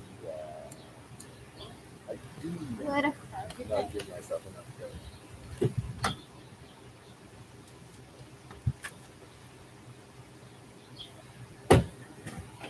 You have reached the voicemail box of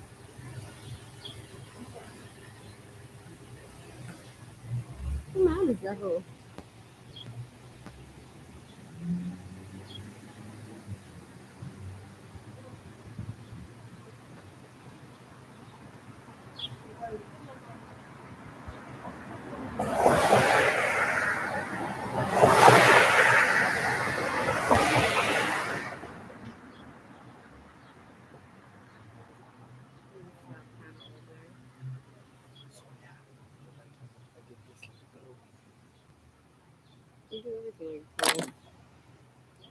Where do you think you're going?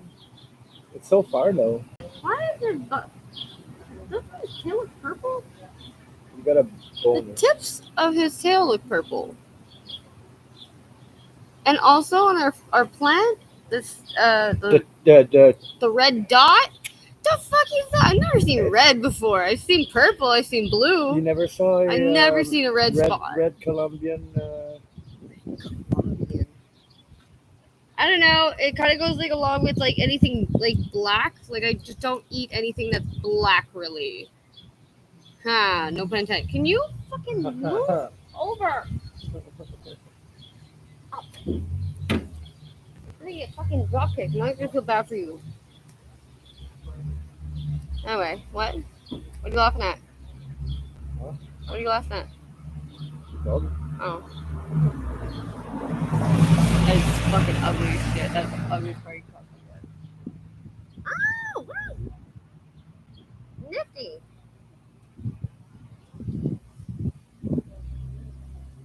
Red strings. What are red strings? Why would it be red?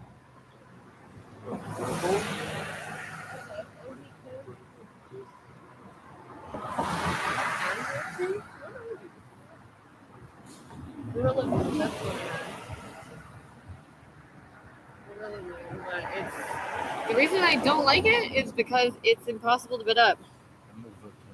Hence the glue part. It's really irritating, actually. Ooh, my turn. Red wheat strain are not the result of natural selection. They come from genetic selection and control.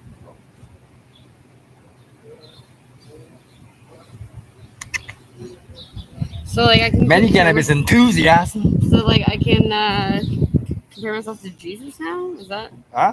Can I like now compare myself to Jesus? I know Jesus and he knows I'm right. No? It's a song on the. Keith explained it to me. I was like, "What is this shit?" Thank you. You could tell him that I needed to know more than you did. And then he said, "Okay."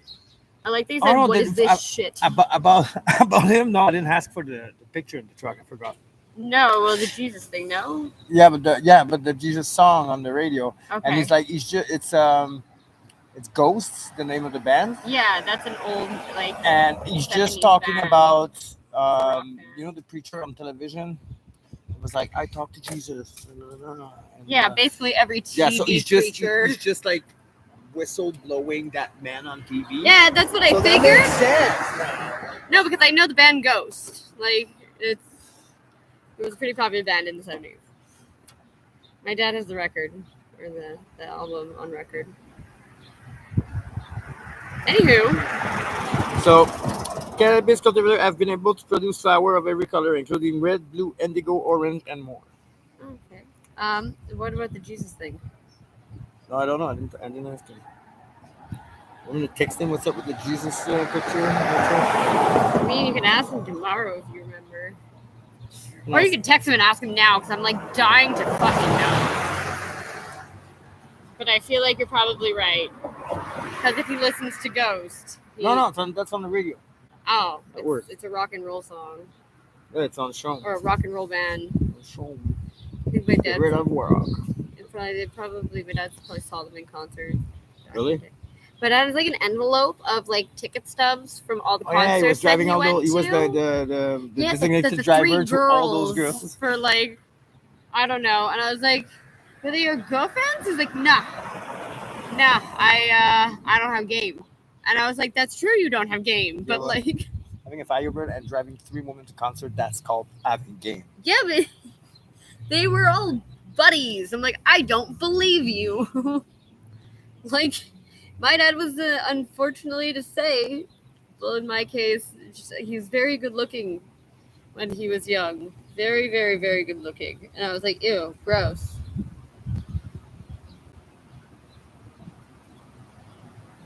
But like even now, my mom's friends will hit on my dad all the time, but like now they do it like gross 50-year-old women, so they're just like very blunt about it and like saying things to him that he just like smiles at. I'm like, this is disgusting. Like, why is mom's friend hitting on dad? It's icky and uncomfortable. How about $20 for? Oh, okay. I thought you were just saying like, oh, I have $20. I was gonna be like, congratulations. Yay! Congratulations. It's 420. I'm gonna light that up. Sure, because it kept going in on me. I was getting annoyed. Hi, Giacomo. My back hurts so much. Yeah, why? So sitting, placing bricks, and Want to come down, Bubby? tapping with them with a mallet for them to be leveled. Want to come down?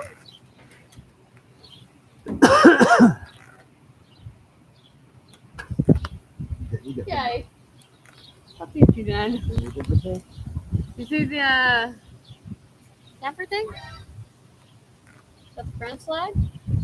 One, it's parked in the wrong direction. I don't know if it's because they're European, so they don't know that they're on the wrong side. What? I thought that, no, that's France. That's a France flag. But it's a really nice fucking little camper thing. It's like perfect size. It's really nice. And that's parts are wrong. Wait. Well, yeah. It's illegal though. You're gonna get a ticket. If the cop drives past and sees you parked like that, you'll get a ticket. No. That's Marcel. He looks a lot different. Got a big ass cross over his chest now.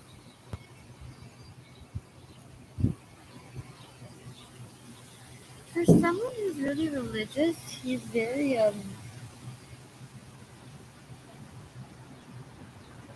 pretty sure he's a psychopath. Just saying.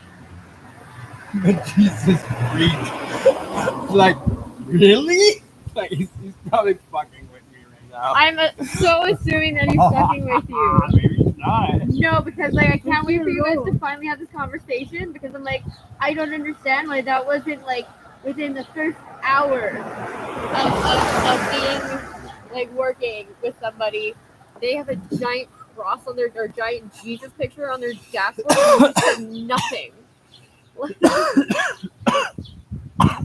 Maybe it would know. It did not, you lied. I said maybe. I can't lie when I said maybe.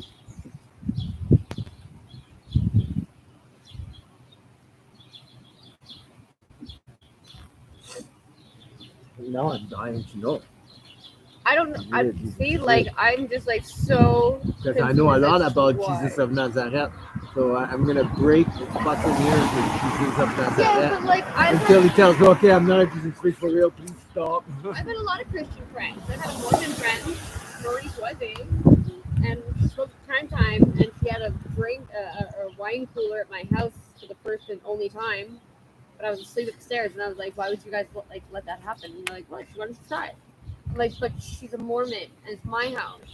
I don't want my house to be the first place where I like broke the Mormon. Like,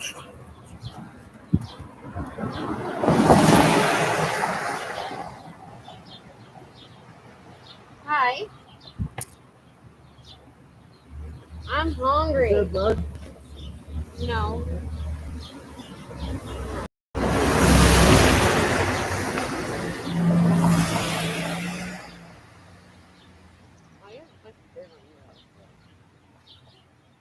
why I had him in the car. Cause the bug. I'm gonna go get a Fuck that because at the gas station actually. They had the like 8-foot one, 8 foot, and it's like the I don't think it's rope. It's like metal-ish. wire. I guess so, but not the wire that breaks. The one that like, we have we have a bunch of things to go see. Phones. Yeah. Because my phone's trying to get a break. Alright, one more time. Go.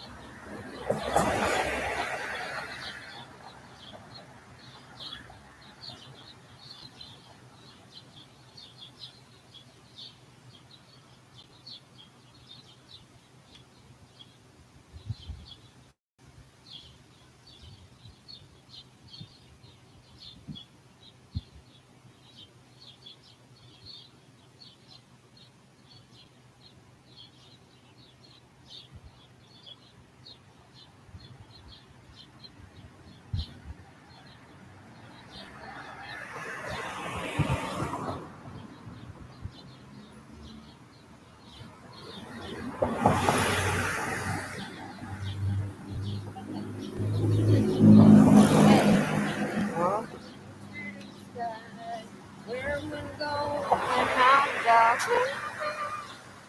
the Well, you didn't want to fuck. You're too busy licking your tongue. So, fuck you. Yeah.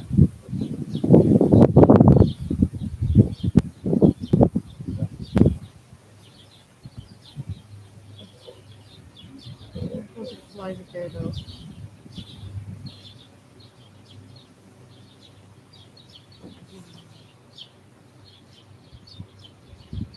Oh, found out why the cops were down by the water. Down by the water. Oh, involved rain. It was the boat just a little further down we got. There were cops everywhere, motorcycle cops. There was a car chase, and the guy flipped the car, And they chased him? They chased him and arrested him. Oh, that's it? They're lucky they didn't kill anybody in the process. No, that's what I said. They're not supposed to chase It's like a anyone. 93% chance no, that they- they're more what- likely to hurt somebody what else. they did is like they blocked the car, and then they chased him. So they kind of gave him like an advance, you know, Lucky no one died. a minute of advance just to stop the traffic so the road's empty, so then they can chase him. Like I thought, Right. this was already now like a well-known fact that like you are more likely to fucking hit somebody while in a high-speed pursuit than you are to actually like fucking catch them and like be able to like fucking arrest them. Like it's better to just let them go. You'll get them like eventually. Like criminals don't just do crime once. I love you. Oh, it's fucking Big Babby Day.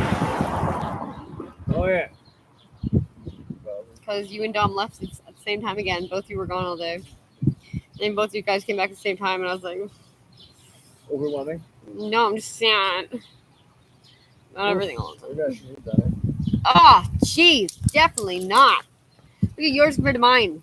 I know. That's why. Blech. Oh. Okay, sorry. Blech. I don't want this. This. It hurts you.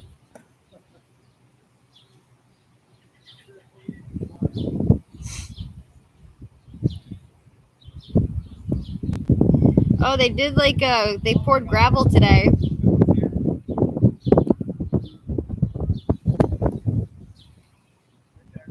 You're so fucking bullshit sometimes. How can I be mad at how smart you are? Fucking dick. You're too smart.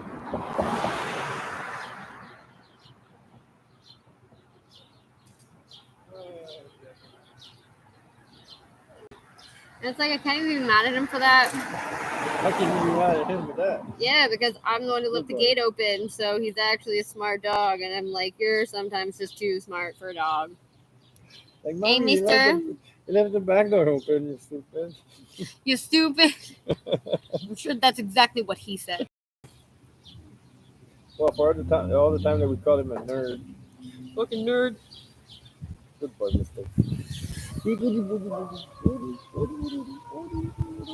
Apparently it was supposed to rain or thunderstorm. Thunder shower, but They're wrong. I was more wet from my sweat than the rain that we actually got. Yep. And it's weird because the way I was placed my bricks, I was sweating all over here. So it just looked like I peed myself. Well, I look at Keith, I'm like, hey, look, Keith, I peed myself. He's like, no, that happens to me too.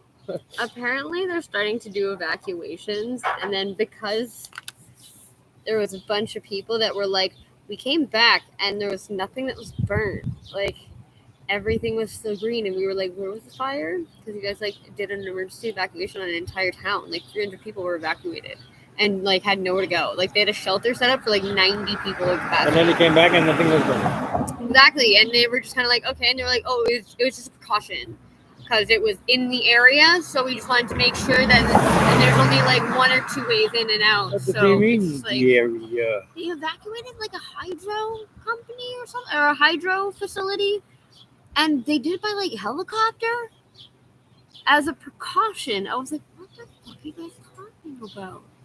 And they're like, there's no intimate danger. Is this where attached to?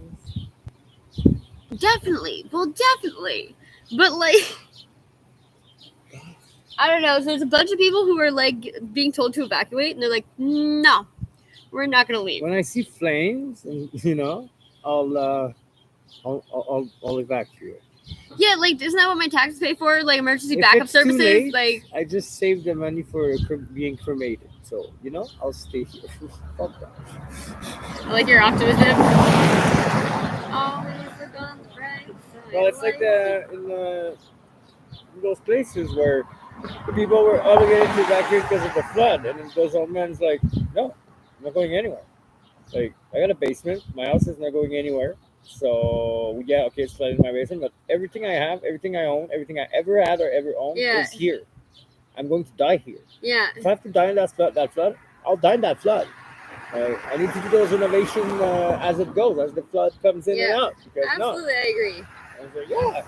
How about at this point you won't have any rescue? My mom said that about cancer too, where she's like, I'm not going to take chemo. And I'm like, why would you not do that? That's so super selfish. And she's like, if someone else has to wipe my ass, like, and I'm like shitting and pissing myself, like that is not a quality of life for me.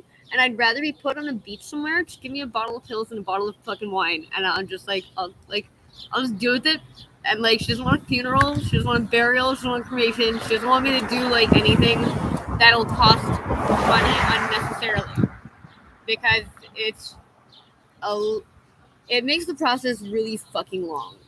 Like, I would say do something, but like, I totally agree. If I can't wipe my ass anymore, like, that's not a quality of life for me, and I'd rather just like go where like, Allison died in her house, like, and everyone came and saw her beforehand, but she was not. Even a couple months before that, she was on so much trifentanyl, like she'd have to have a handful of pills that she had to take. But she was like started to do the religious thing, or she was like talking about like she had a Bible group or Bible study group, and I was just like, what are you talking about? Like, you saw the book that I got. It's like all spiritual shit and like love and all this other shit, positive thinking. Like, she was not in any way fucking religious, but I guess when you're about to die, it's kind of like that what if I'm wrong, I guess. But that's how ingrained religion is into their fucking brains, like that it's always going to be a possibility, and it's just like so programmed. Like, my mom said she's a Wiccan Christian. I'm like, nope.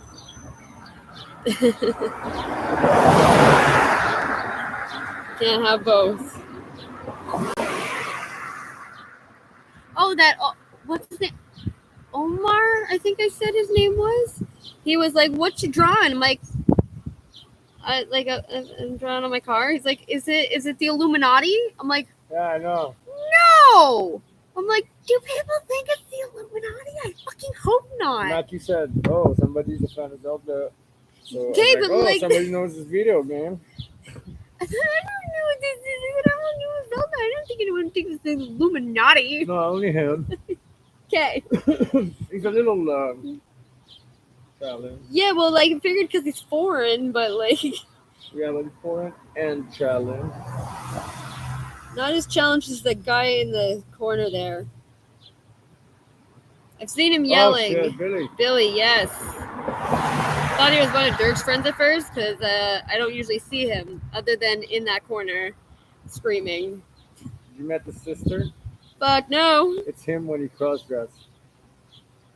That's what I joke about. Like, oh, there's Billy's sister. Oh, Billy's sister? Yeah. No, Billy. It's Billy cross-dressing. Oh. I just say it's Billy's sister, but it's him. You know, there's a whole season of Trailer Park Boys for that, where it's like Ron and Rhonda. And it's like, what's his name? Central. Fucking Randy. Randy starts having sex with him, and he's like, my boss.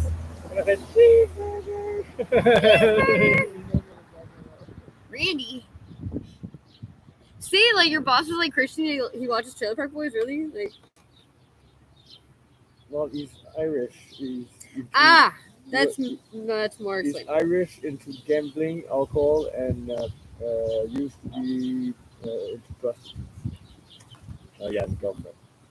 Prostitutes is not really like the very usual, but gambling and for Irish people, drinking. All the other stuff is very much. He's got for life, breath of life, whatever it's called. For life? For life. What the fuck is that shit? This is like $1,000 everything. Yes, I know, and it could shut off your car just because your passenger has hand sanitizer on, or they use mouthwash. Like, it literally picks it up, like, even if you're not blowing in it directly. It just, like, smells alcohol, and it'll go off. I was like, that's fucking retarded. And it's, like, $80 to reset it every time or something like that. I was like, this is fucking retarded. What a scam. What an absolute fucking scam. And it's, like, this whole for life thing, I feel like this is a stupid fucking rule that is relatively new. Why would you put anything for life? Like, Jesse not being able to drive for life, I'm like, aren't you just instigating for him to keep driving cars without a license if he's already fucking he can never get his license back? Sorry, I smoked it over. Can I have a cigarette then? Yes. I just, like, I don't see the point of saying for life. If you put a time limit, it's like McDonald's breakfast. They realized making McDonald's breakfast all day was a bad idea. It's better to have a specific time that you have to get it, so it gives you incentive. Yeah. Like, if you just say you're banned from this for life, you want to put the dog on the car?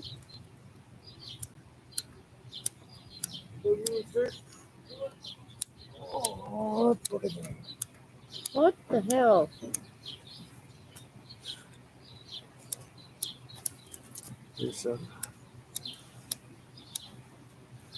I also lifted up my windshield and I realized don't do that.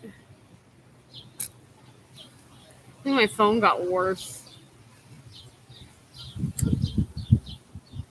If that's possible. Are we supposed to You look at phone stuff, yeah.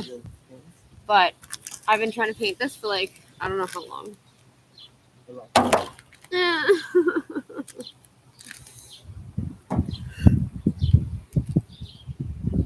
I don't have a hole in this hat, and it's very inconvenient.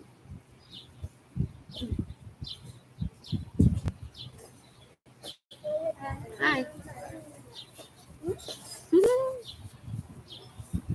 Very cute child. Yeah.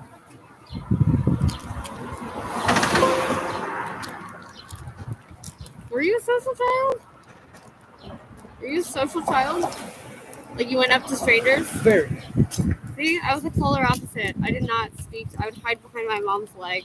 I would have, you know, those doors where you have emergency parents, whatever. You know, you got two children and an adult and a little sign in people's window. You know? You could, like, if you're a kid and in the neighborhood, you got those people that have that sign. You could just go up the door, knock, and like, hey, hi, can I have a glass of water, please? Shit like that. I was very, very comfortable going. That is the weirdest thing. I've never heard of that. It was in Verdun. Yeah, but Verdun is known for doing cool shit like that. Like, when people move out and they throw their shit in a pile on the front lawn, they will literally publicly shame you. And they have stencils being like, we don't like litter bugs here. And it was mostly old people that was, like, bored. So, like, once in a while, like, you just go over there. And I never asked more than a glass of water. I was always playing far from home. So, what? Spoon. I had the complete opposite. I had parents that were like, we're not feeding the whole fucking neighborhood. But it's just if you need help. But I mean, like, little basic, like, water and stuff like that. You suffer in silence in our neighborhood. I never went inside to go to the bathroom or something like that. I always just asked a glass of water. And then, why can't you go use your own bathroom? Wow, that was too far. Is it because it's, what do you call it? Like, is it an area where there's group homes or, like, foster homes? It's just a community thing. Never heard of this. I guess it's because I would walk into my neighbor's house. We were all friends with my neighbors. So, like, you have to register. There was Stephanie, the Applebee's, the Kokopoulos family, the Doneganis. We were all friends with each other. We all played baseball together. We all, like, grew up together. So we would, like, walk into each other's houses. We wouldn't even knock. Like, we would just, like, literally walk into each other's houses. Fatal. Very much like Fatal. Very much. That's why I love it so much. It's like my childhood. It's like. Is that Ash? Yes, it is. Is it good?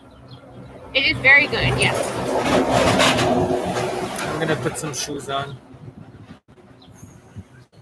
It's probably a smart idea because I don't have any shoes on and it hurts. The shoes are at the back door.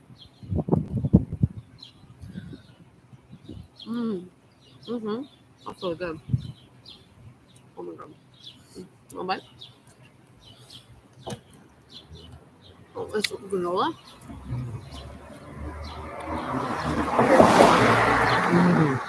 It's really good, eh? Got one in the fridge.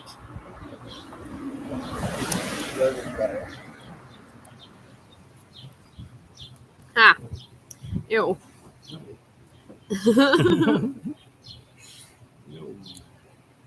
I was fine. Very clean.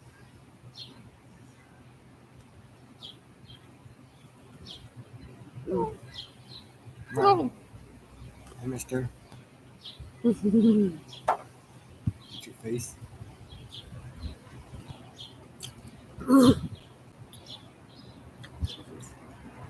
I just took on granola.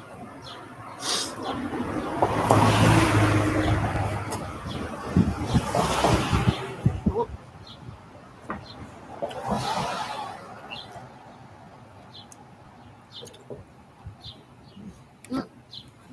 Shit on my granola.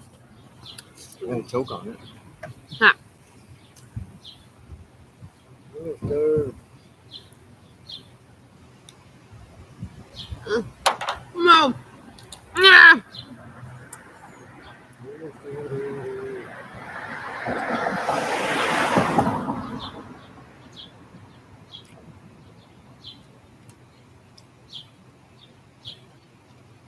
I wonder why they went with red and white. It's barn style. Yeah, I like it. I guess red bricks, right? Oh no, their house is red and white. Red bricks for white and bottom. That's cool. Their house is red and white.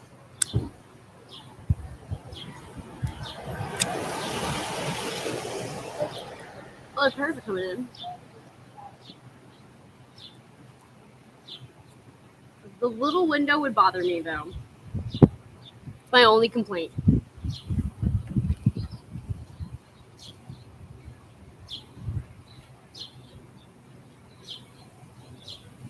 So apparently, you can use your chimney if you have one, but only during certain times of the year or the season.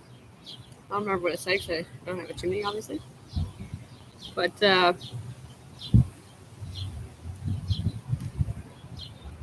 what's the point of me telling you this? Oh, they're doing fireworks at La Ronde?